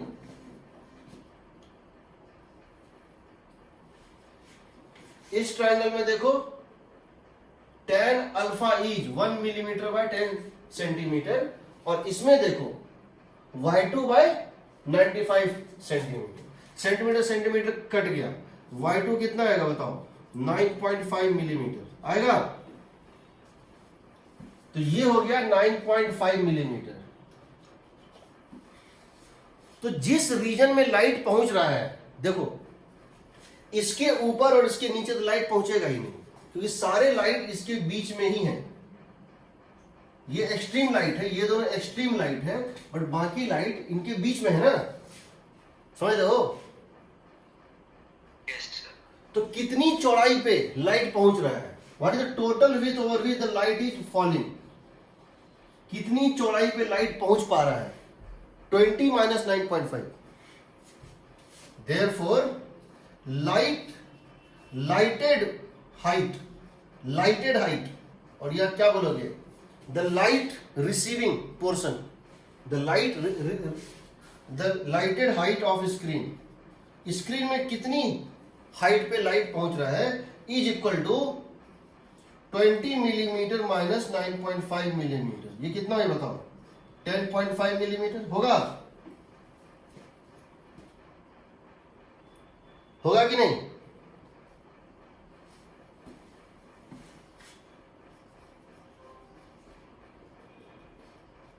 होगा ना? इतने पोर्शन पे लाइट पहुंच रहा है ना। तुम लोग कुछ बोल क्यों नहीं रहे हो? सो गए क्या? sir हाँ ठीक है, इतने पोर्शन पे लाइट पहुंच रही है और फ्रिंज विथ है दिस, तो नंबर ऑफ फ्रिंजेस कितना होगा? नंबर ऑफ फ्रिंजेस फॉर्म, जितने रीजन पे लाइट पहुंच रही है डिवाइडेड बाय फ्रिंज विथ, ये हो जाएगा 10.5 millimetre divided by 5.25 by 2 into 10⁻⁻4 metre, यही ना? निकाल लोगे ना कितने नंबर ऑफ फ्रिंजेस बनेंगे? ये भी तुम्हारा निकल जाएगा। ठीक है, चलो, इसको बोलते हैं लॉयड्स मिरर। आजकल लॉयड का एसी आता है, बट ये साइंटिस्ट के नाम पे लॉयड आजकल, तो इसको बोलते वही सोचे क्या है। होगा, उसी का कोई रिलेटिव होगा। वैसे तो आजकल मैक्सवेल जो है क्रिकेट भी खेलता है। हाँ, वो मैक्सवेल खेलता है क्रिकेट, तो वो लोग का खानदानी होगा, उसी के खानदान का कोई होगा जो कि खोज किया होगा, और वो लोग अब जो है क्रिकेट खेल रहा है। तो हम लोग तो जब भी देखते हैं, देखो ईएमआई का मतलब लोगों के लिए होता है ईच मंथली इंस्टॉलमेंट, और हमारे लिए होता है इलेक्ट्रोमैग्नेटिक इंडक्शन। एसी का मतलब लोगों के लिए होता है एयर कंडीशनर, हमारे लिए होता है अल्टरनेटिंग करंट। तो हम किसी भी चीज़ को दूसरे भी तरह से समझते हैं, या हमारे लाइफ में जो वर्ड्स आते हैं वो कुछ अलग तरह से आते हैं। ठीक है, चलो ये हो गया एक चीज। अब मुझे दो चीज सिर्फ लेना है, एक number of fringes, shape of fringes, number of fringes and shape of fringes, और दूसरा मुझे लेना है interference due to thin films. Interference due to thin films, दो टॉपिक बचा हुआ है, छोटा छोटा ही है, बहुत बड़ा नहीं है। ठीक है, मिटाएं इसको। अब देखो,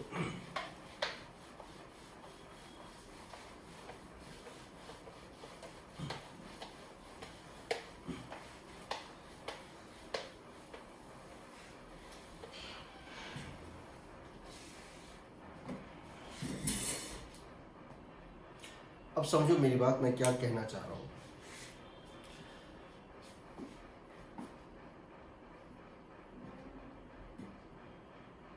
shape of fringes and number of fringes समझना है।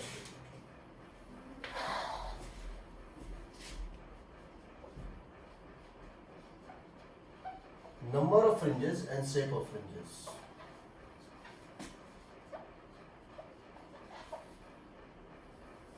केस वन, मैं केस वन ले रहा हूं। केस वन वही ले रहा हूं जो वाईडीएससी में होता है। केस वन वही ले रहा हूं जो वाईडीएससी में होता है। ठीक है, क्या होता है वाईडीएससी में? आपने क्या देखा था, ये एक फ्रिंज स्लिट था और ये दूसरा स्लिट था। पहले वाईडीएससी की बात करते हैं।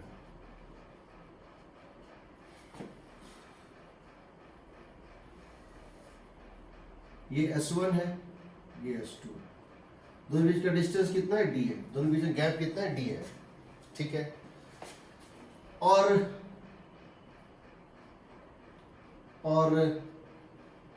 ऐसा है कि this D is very very greater then D, this D is very very greater then D। ठीक है, तो होगा क्या कि यहां पर एक लाइट पहुंचेगा और यहां पर एक लाइट पहुंचेगा, होगा ना जी, यहां एक लाइट पहुंचेगा, यहां से एक लाइट पहुंचेगा, ये एंगल होगा कोई theta. Now this diagram is not to the scale, ये डायग्राम टू द स्केल नहीं है, समझो, ये डायग्राम टू द स्केल नहीं है। हम कह रहे हैं कि S1P, therefore S1P and S2P are nearly parallel। अब तुम बोलोगे क्या बात करते हो सर, यहां दिखा रहे हो ट्रायंगल बना है, बोल रहे हो पैरेलल, तो डायग्राम टू द स्केल नहीं है। मतलब ये डिस्टेंस बहुत बड़ा है, ये डिस्टेंस बहुत बड़ा है। यहाँ जब निकलेगा ना तो तुमको बहुत दूर तक तो पता भी नहीं चलेगा कि दोनों पैरेलल नहीं था। इनफाइनाइट जो होगा तब पता चलेगा चक्कर कन्वर्ज हो रहा है। ठीक, टू द स्केल ये बहुत छोटा है, नेग्लिजिबल है, और ये बहुत बड़ा है, जितना सोच सकते हो उससे बड़ा, ये जितना सोच सकते हो उससे भी छोटा है। तो उस केस में तुम क्या लिख सकते हो, इस पॉइंट पे अगर वन पाथ बोले, इसको बोले, इस पाथ को बोले x1, इसको बोले x2, तो x2 माइनस x1 कितना हो जाएगा बताओ, d साइन थीटा हो जाएगा।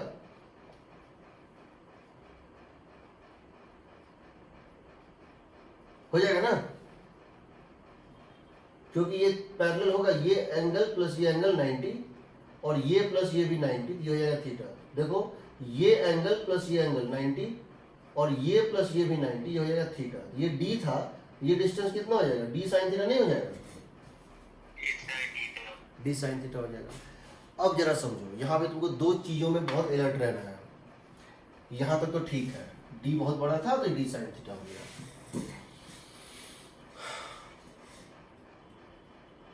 d साइन थीटा की वैल्यू कहाँ से कहाँ नहीं करेगी, ये बताओ। ये जो डेल्टा एक्स है तुम्हारा, यहाँ कितना होगा डेल्टा एक्स बताओ तो? यहाँ डेल्टा एक्स कितना आएगा? 0। x2 माइनस x1 यहाँ कितना आएगा? 0 आएगा। यस सर, इक्वल है ना दोनों? दोनों equal. Lower path length infinity पे, जब इंफिनिटी पे पहुंच जाओगे, ऊपर चलते चलते चलते एकदम इतना ऊपर चले जाओगे कि ये दोनों लाइट बेंड करके लगभग पैरेलल हो जाएगा। इंफिनिटी पे क्या होगा इसका वैल्यू? x2 माइनस x1 कितना होगा? d होगा। डिस्टेंस यस होगा d, देखो तो। क्योंकि जब तुम थीटा को 90 डिग्री दोगे, तुम देख लो, जब थीटा को 90 डिग्री दोगे, इंफिनिटी मतलब कितना हो गया?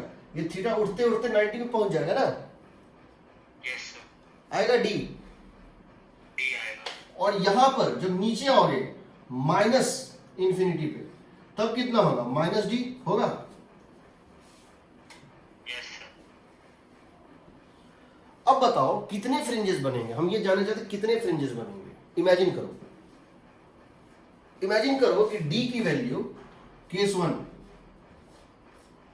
डी की वैल्यू है, डी की वैल्यू है 10,000 लैम्डा। डी की वैल्यू क्या है? डी और लैम्डा में क्या रिलेशन है? 10,000 लैम्डा। हो सकता है, क्यों नहीं हो सकता है? हो सकता है ये 1 मिलीमीटर हो, और हो सकता है लैम्डा जो है, लैम्डा जो है कितना हो जाएगा बताओ? 10 to the power minus 3 by minus 100 nanometre. सही है ना? आ रहा है ना? आ रहा है 10,000। हाँ सर, 1000 लेंगे तब आए, 1000 लेंगे 1000 लेंगे तब आएगा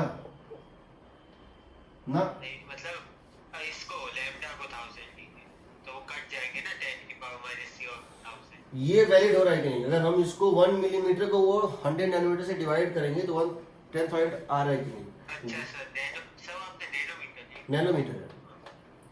Yes, sir. सही है क्या? सही है, सही है ना? समझ रहे हो? हाँ सब बहुत बड़ा है। अब ये बताओ इसमें कितने फ्रिंज बनेंगे? यहां पार्ट डिफरेंस 0, यहां पार्ट डिफरेंस यानी कि तुम्हारा यहां पार्ट डिफरेंस लैम्डा होगा, Yes, sir. यहां पार्ट डिफरेंस कहीं 2 लैम्डा होगा, 3 लैम्डा, 4 लैम्डा, करते करते कहां तक जाएगा? ऊपर, ऊपर कहां तक जाएगा? 10,000 लैम्डा तक जाएगा। लैम्डा नीचे minus lambda, minus 2 lambda, minus 3 lambda, कहां तक जाएगा? माइनस 10,000 लैम्डा जाएगा। इसके ऊपर कितना फ्रिंज बनेगा? इसके ऊपर कितना फ्रिंज बनेगा? 10,000। यस सर, नीचे कितना बनेगा? वो भी 10,000। 10,000। तो बीच में एक बन रहा है मैक्सिमम, यस सर, तो टोटल नंबर ऑफ मैक्सिमा कितना हो जाएगा? 20,000 में। समझ रहे हो ना मैं क्या बोल रहा हूं? यस सर, यहां पार्ट डिफरेंस 0, ऊपर में x2 माइनस x1 d, और ये माइनस d। तो ये 10,000 लैम्डा है। तो लैम्डा की वैल्यू, पार्ट डिफरेंस वैल्यू 0 से लेकर d तक जानी है, यानी 0 से लेकर 10,000 टाइम्स ऑफ लैम्डा तक जानी है। टोटल नंबर ऑफ मैक्सिमा बनेगा, समझो ऊपर में बनेगा, यहां बनेगा सेंट्रल मैक्सिमा, यहां बनेगा सेंट्रल मैक्सिमा, इसके ऊपर अप टू इंफिनिटी 10,000 मैक्सिमा बनेगा ना, इसके नीचे अप टू माइनस इंफिनिटी, यहां भी क्या होगा? 10,000 मैक्सिमा बनेगा ना। तो टोटल नंबर ऑफ मैक्सिमा हो जाएगा 10,000, 20,000 प्लस 1 कितना आ जाएगा? 20,001। सही है?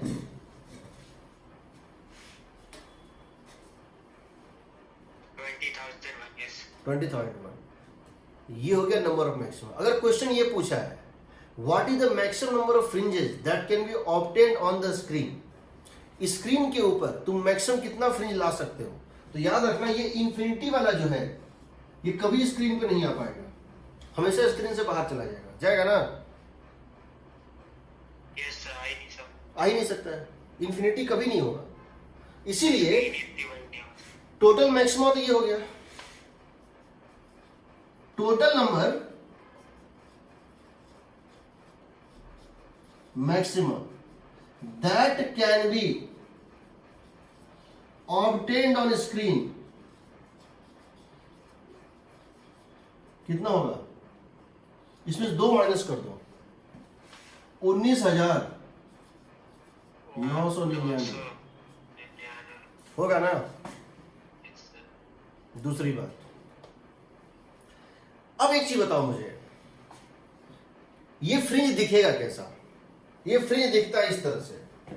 इस केस में जो तुम्हारा फ्रिंज का पैटर्न दिखेगा वो दिखेगा इस तरह से। किस तरह से? देखो, ये जो तुम्हारे फ्रिंज का पैटर्न दिखेगा वो दिखेगा इस तरह से। स्क्रीन है ना, ये सेंटर पे एक लाइन दिखेगा, फिर एक लाइन दिखेगा, फिर एक लाइन दिखेगा, फिर एक लाइन दिखेगी। ये तुम कम करके दिखा रहे हैं, इस तरह से दिखता है।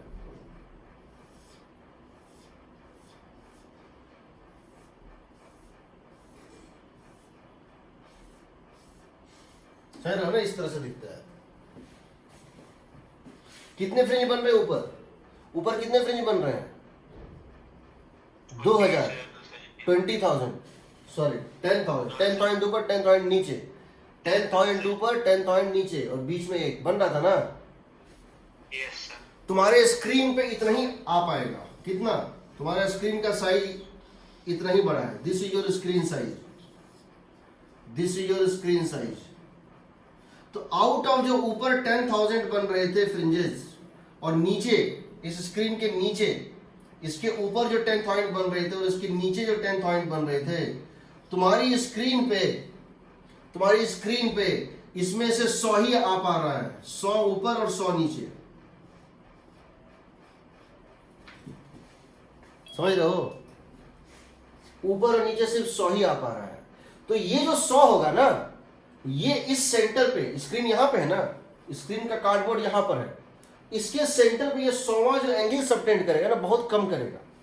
मतलब समझो, इस केस में जो ये 4 लैम्डा है या 3 लैम्डा इतना नजदीक होगा, क्योंकि सोचो 90 डिग्री में कितना है, 0 से 90 डिग्री तक में कितने फ्रिंजेस हैं? 10,000 है ना। 10,000 में से तुम कितने स्क्रीन यहां ले पा रहे हो? 100 ही ले पा रहे हो ना। तो 10,000 में का 100 बहुत कम फैक्टर है। 10,000 में से 100 बहुत छोटा पार्ट है उसका। समझ रहे हो? इसीलिए यहां पे तुम ये कह सकते हो कि जो ये थीटा है वो भी स्मॉल है। क्यों कह रहे हो थीटा स्मॉल है? क्योंकि जितने नंबर ऑफ फ्रिंजेस तुम्हारे स्क्रीन पे आएंगे ना, वो उस बहुत बड़े पार्ट का बहुत छोटा सा पार्ट है, बहुत छोटा सा। तो ये जो एंगल होगा इस पॉइंट पे, ये जो सेंटर ऑफ द स्क्रीन होगा, सेंटर ऑफ द स्क्रीन मान लो यहां पर है, इसके सामने ये स्क्रीन है और ये स्लिट का, दोनों स्लिट के बीच का मिड पॉइंट है ये। तो ये जो एंगल सबटेंड करेगा ना यहां से यहां, बहुत छोटा करेगा। इसीलिए तुमको 2 चीजें होंगी। पहली बात, तुमको ये फ्रिंजेस लगभग स्ट्रेट लाइन दिखेंगे। होता है, देखो ये जो फ्रिंजेस दिख रहा है ना, इसका शेप होता है हाइपरबोला। हाइपरबोलिक फ्रिंजेस होते हैं। क्यों होते हैं बता रहे हैं। ये शेप तुमको दिख रहा है ना, भले ही तुमको स्ट्रेट लाइन दिख रहा है, बट स्ट्रेट लाइन है नहीं। जब तुम स्क्रीन पे देखोगे एक्चुअली में तुमको स्ट्रेट दिखता है फ्रिंजेस, ऐसे पैरेलल स्ट्रिप जैसा दिखता है, बट वो एक बहुत बड़े हाइपरबोला का एक छोटा सा टुकड़ा है। ये बहुत बड़े हाइपरबोला का एक छोटा सा टुकड़ा है, इसलिए तुमको स्ट्रेट दिख रहा है, बट स्ट्रेट है नहीं। वो है कैसा? हाइपरबोलिक। पहली बात, शेप ऑफ फ्रिंजेस यहां पूछेगा क्या होता है, तो क्या बोलोगे? हाइपरबोला, पहली बात। दूसरी बात, चूंकि यहां नंबर ऑफ फ्रिंजेस बहुत ज्यादा है, इसीलिए पहला फ्रिंज लैम्डा, पहला मैक्सिमा, दूसरा मैक्सिमा, तीसरा मैक्सिमा सेंटर से इतना नजदीक होता है। हाँ, यहां से अगर तुम चले जाओ 500, कितना 10,000 है ना, 10,000 फ्रिंजेस बन रहे हैं ऊपर, तुमको 9,000 पे चले जाओ। कौन सा फ्रिंज नंबर? जो यहां से 9,000 लैम्डा पे है। समझ रहे हो? लैम्डा 2 लैम्डा 3 लैम्डा 4 लैम्डा एकदम स्क्रीन के पास है, थोड़ा थोड़ा फर्क है। बट जब तुम चले जाओगे कहां पे? 9,000 लैम्डा, यहां से कौन सा मैक्सिमा लोगे? 9,000 मैक्सिमा। सेंट्रल मैक्सिमा से बढ़ते बढ़ते central maxima, first maxima, second maxima, third maxima, कहां पहुंच जाओगे? 9,000 मैक्सिमा। तो वहां पे थीटा नेग्लिजिबल नहीं होगा, वहां पे तुम थीटा को tan थीटा नहीं मान सकते हो। लेकिन लैम्डा और 2 लैम्डा और 3 लैम्डा के तुम थीटा को tan थीटा मान सकते हो। यही किए थे ना हम हम क्या लिखे थे कि पहले तो हम इसको कह दिए d sin थीटा, बाद में मैंने क्या किया था, d sin थीटा को क्या मान लिया था, d tan थीटा। ये तभी वैलिड है, d sin थीटा को d sin थीटा को d tan थीटा तभी मान सकते हो जब the number of fringes is so large that your first and second maxima is negligible। ऊपर 10,000 फ्रिंज बन रहे हैं और तुम पहले फ्रिंज पे हो, ऊपर 10,000 फ्रिंज बन रहे हैं, तुम पांचवें फ्रिंज पे हो, तो नेग्लिजिबल एंगल है। बट अगर ऊपर 5 ही फ्रिंज बनता, ऊपर अगर 0 से लेके इंफिनिटी तक 5 ही फ्रिंज बनता और तुम चौथे फ्रिंज पे होते तो नेग्लिजिबल नहीं होता। समझो, यहां इसके ऊपर 1000 लैम्डा तक 10,000 लैम्डा तक बन रहा है और तुम सेकेंड लैम्डा पर हो, 2 लैम्डा पर हो, 3 लैम्डा पर। तुमको 90 डिग्री तक जाने के लिए क्या चाहिए, 10,000 फ्रिंज क्रॉस करना पड़ेगा। तुम अभी तक 4 ही फ्रिंज क्रॉस किए हो तो नेग्लिजिबल एंगल क्रॉस किए हो ना। लेकिन अगर यहां पर ये 10,000 लैम्डा नहीं होता, 4 लैम्डा होता, ये कितना होता, 4 लैम्डा होता। यानी first 0, second lambda, 2 lambda, 3 lambda, 4 lambda कहां पहुंच जाता, इंफिनिटी पे पहुंच जाता ना। तो उस केस में तुम्हारा ये d sin theta d tan theta नहीं बनेगा, क्योंकि उस केस में जो पहला सेंट्रल मैक्सिमा है 0 पे, फर्स्ट मैक्सिमा बनेगा 30 डिग्री पे, सेकंड मैक्सिमा बनेगा 42 डिग्री पे, थर्ड मैक्सिमा बनेगा 65 डिग्री पे, थर्ड मैक्सिमा बनेगा कहीं और फोर्थ मैक्सिमा बनेगा 90 डिग्री पे। तो कोई भी एंगल नेग्लिजिबल नहीं है। तो हम यहां जो इसको लिखते हैं d sin थीटा को d tan थीटा, इसका कारण ये है कि जो नंबर ऑफ फ्रिंजेस बनते हैं वो इतने ज्यादा होते हैं और हमारे पास उस स्क्रीन पे उसका एक बहुत स्मॉल फ्रैक्शन ही आ पाता है। इसीलिए हमको ये कैसा दिखता है, स्ट्रेट दिखता है। इस केस में स्ट्रेट दिखेगा भी नहीं, हाइपरबोला बड़ा बड़ा दिखेगा। ठीक, पहली बात को समझ लीजिए, इसको बोलते हैं हाइपरबोलिक फ्रिंजेस। क्यों होगा हाइपरबोलिक फ्रिंजेस, क्यों होगा, सो बताओ। हाइपरबोला का डिफिनीशन होता है locus of all points, locus of all points such that its difference from the two fixed point is fixed। यही होता है ना। Hyperbola is the locus of a point, moving point in the plane such that the difference of its distance from two fixed points called foci is always a constant। होता है। yes, sir। और हम उसी difference को यहां बोलते हैं fringe width. क्या बोलते हैं, अगर S2P माइनस S1P लैम्डा है जहां उसको क्या बोलेंगे, first maxima. S2P minus S1P जहां क्या है S2P माइनस S1P जहां 2 लैम्डा है, उसको क्या बोलेंगे, सेकंड मैक्सिमा बोलेंगे ना। yes, तो locus of all the points where S2P minus S1P is fixed is called hyperbola and that equation is called here, that is called fringe। तो fringes hyperbolic होते हैं, इसको याद रखना। अब समझो, अगर हम इसको केस 2 में डाल दें, पहली बात ये अगर बहुत बड़ा है तो d sin theta, d sin theta को तुम इस केस में d sin थीटा को क्या मान सकते हो, d tan थीटा मान सकते हो। क्यों, तुम first maxima, because screen has small fraction, screen has a small fraction of total number of fringes, है ना, agreed। अब मैं इसको चेंज कर रहा हूं, मैं इसको कर रहा हूं 5 लैम्डा। कितना कर रहा हूं, 5 lambda, d equal to 5 lambda. अब देखो क्या होगा, तो फिर चेंज नहीं होगा। अब देखो क्या होगा, मैं केस 2 ले रहा हूं, case 2। If d is equal to 5 lambda या 4 लैम्डा मान लो,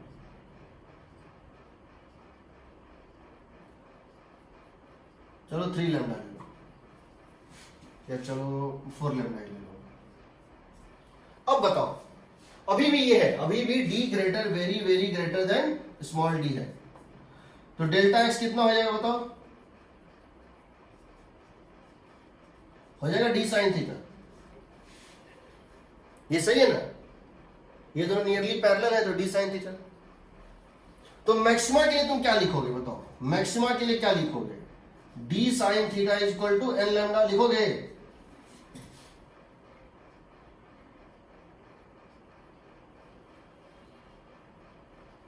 सही है। चलो मैं इसको मिटा के यहाँ पे केस 2 यहाँ पे डाल रहा हूं, देखो समझना अब क्या होगा। Case 2, suppose d is equal to 4 lambda.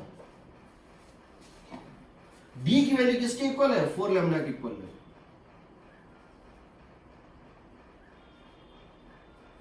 अब बताओ, capital D is very very greater than small d, therefore S1p and S2p are nearly parallel।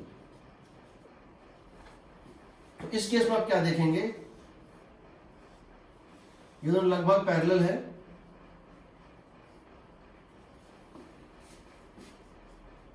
x2 minus x1 D sine theta हो जाएगा। d को लिख दो, d किसके equal है, 4 lambda sine theta.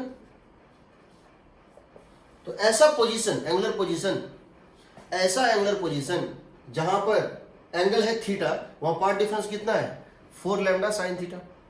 ये बताओ यहां पार्ट डिफरेंस क्या आएगा, 0 होगा।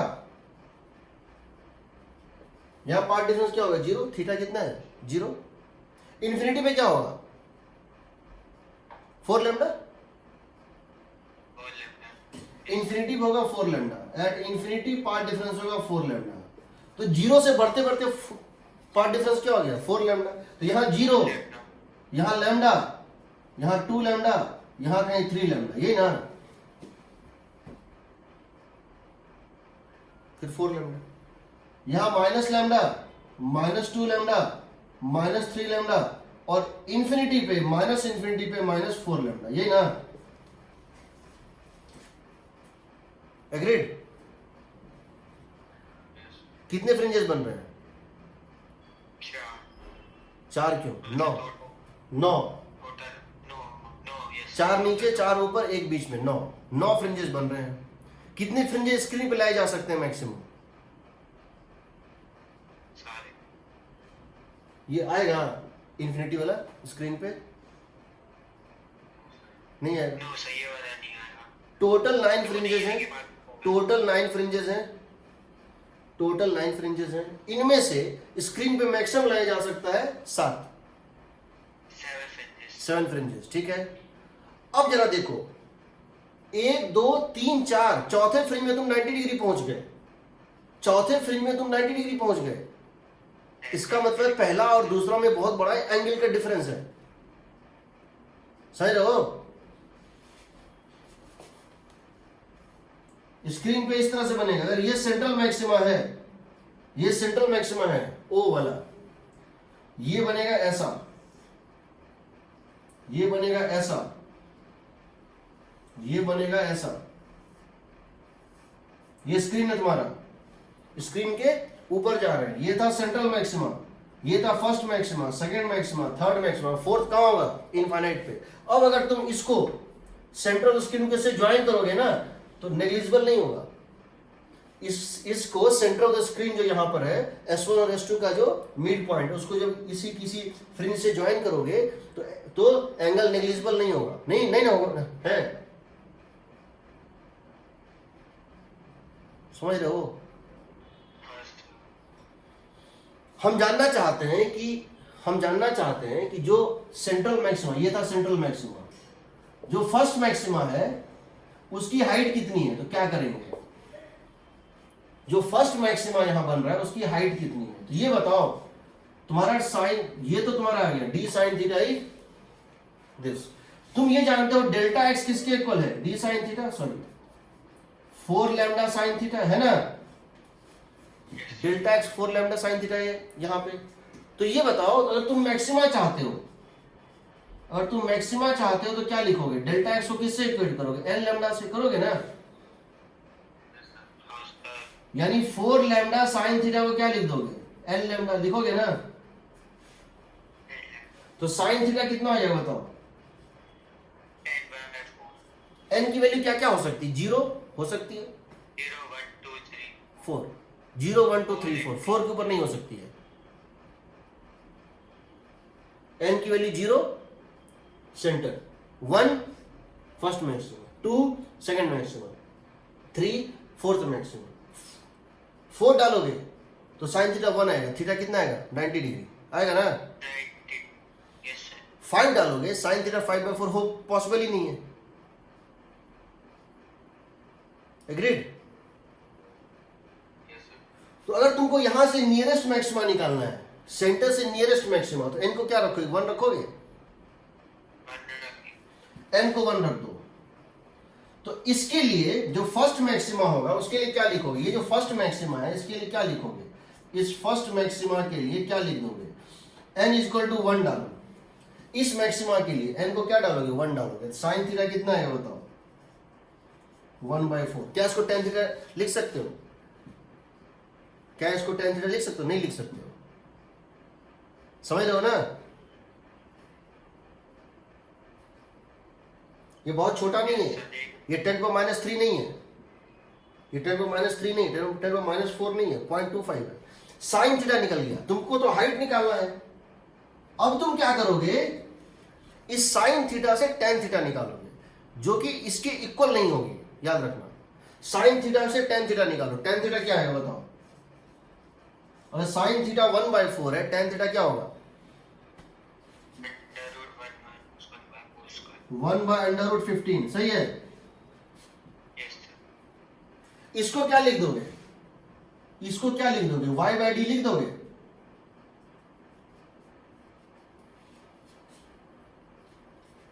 अगर थीटा निकल गया, किस थीटा पे तुम्हारा फर्स्ट पार्ट डिफरेंस लैम्डा था, साइन थीटा निकल गया, उससे tan थीटा निकल जाएगा। और tan थीटा क्या होता है, y/d नहीं होता है, जिससे y निकल जाएगा ना। अब बताओ सेकंड मैक्सिमा कहां बनेगा, सेकंड मैक्सिमा कहां बनेगा। अब समझ लो, फ्रिंज विड्थ डिफाइन नहीं होगा। क्यों नहीं डिफाइन होगा, अब फ्रिंजेस इक्वल डिस्टेंस पे नहीं है। यहां से यहां की डिस्टेंस और यहां से यहां की डिस्टेंस और यहां से यहां की डिस्टेंस इक्वल नहीं है। यहां से यहां तक की डिस्टेंस उससे बड़ी यहां से यहां है, उससे बड़ी यहां है, यहां के बाद तो इनफाइनाइट डिस्टेंस है। समझ रहे हो।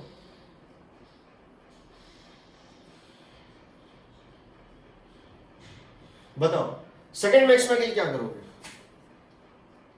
n को 2 रख दें n को 2 डालोगे तो साइन थीटा क्या आ जाएगा, 1/2। 1/2 यानी थीटा कितना हो गया, 30 डिग्री। डिग्री 30 डिग्री 30 डिग्री पे है, सोचो 30 डिग्री। तो n इक्वल टू जब 2 डालोगे तो साइन थीटा आएगा 30 डिग्री, साइन थीटा आएगा 1/2, थीटा आएगा 30 डिग्री। तो tan 30 डिग्री क्या हो जाएगा बताओ, 1/√3। 1/√3 और इसकी वैल्यू होगी height of second maxima by d, होगी ना।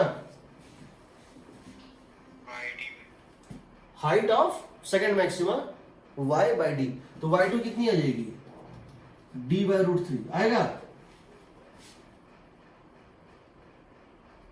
समझ रहे हो ना। यस थर्ड मैक्सिमा के लिए क्या करोगे, n को क्या क्या दोगे, यहाँ पे 3 दोगे। साइन थीटा क्या आएगा, 3/4। तो क्या तुम साइन थीटा को मान सकते हो tan थीटा, नहीं मान सकते हो ना। अगर साइन थीटा 3/4 है तो क्या वो नेग्लिजिबल है, नहीं है ना। तो साइन थीटा निकल गया, साइन थीटा तक तो सही था और यहां तक सही है कि capital D very be greater than small D, but sine theta को tan थीटा मान लेते तो वो नहीं कर सकते हैं।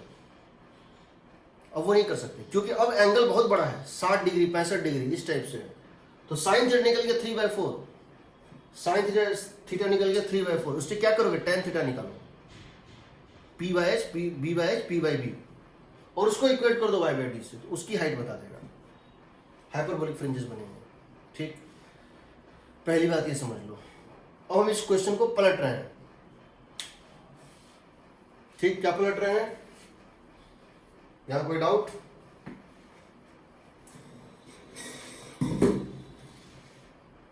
अगला, अगर ये स्क्रीन S1 S2 के लाइन के परपेंडिकुलर होता तो क्या होता। यहां देखो S1 S2 को ज्वाइन करोगे तो स्क्रीन के पैरेलल है ना ये लाइन, S1 S2 इस स्क्रीन के पैरेलल है। देखो S1 S2 लाइन ड्रॉ करोगे तो स्क्रीन के पैरेलल आएगा। अगर स्क्रीन S1 S2 के परपेंडिकुलर होता तो क्या होता? ठीक है, मिटा दें इसको।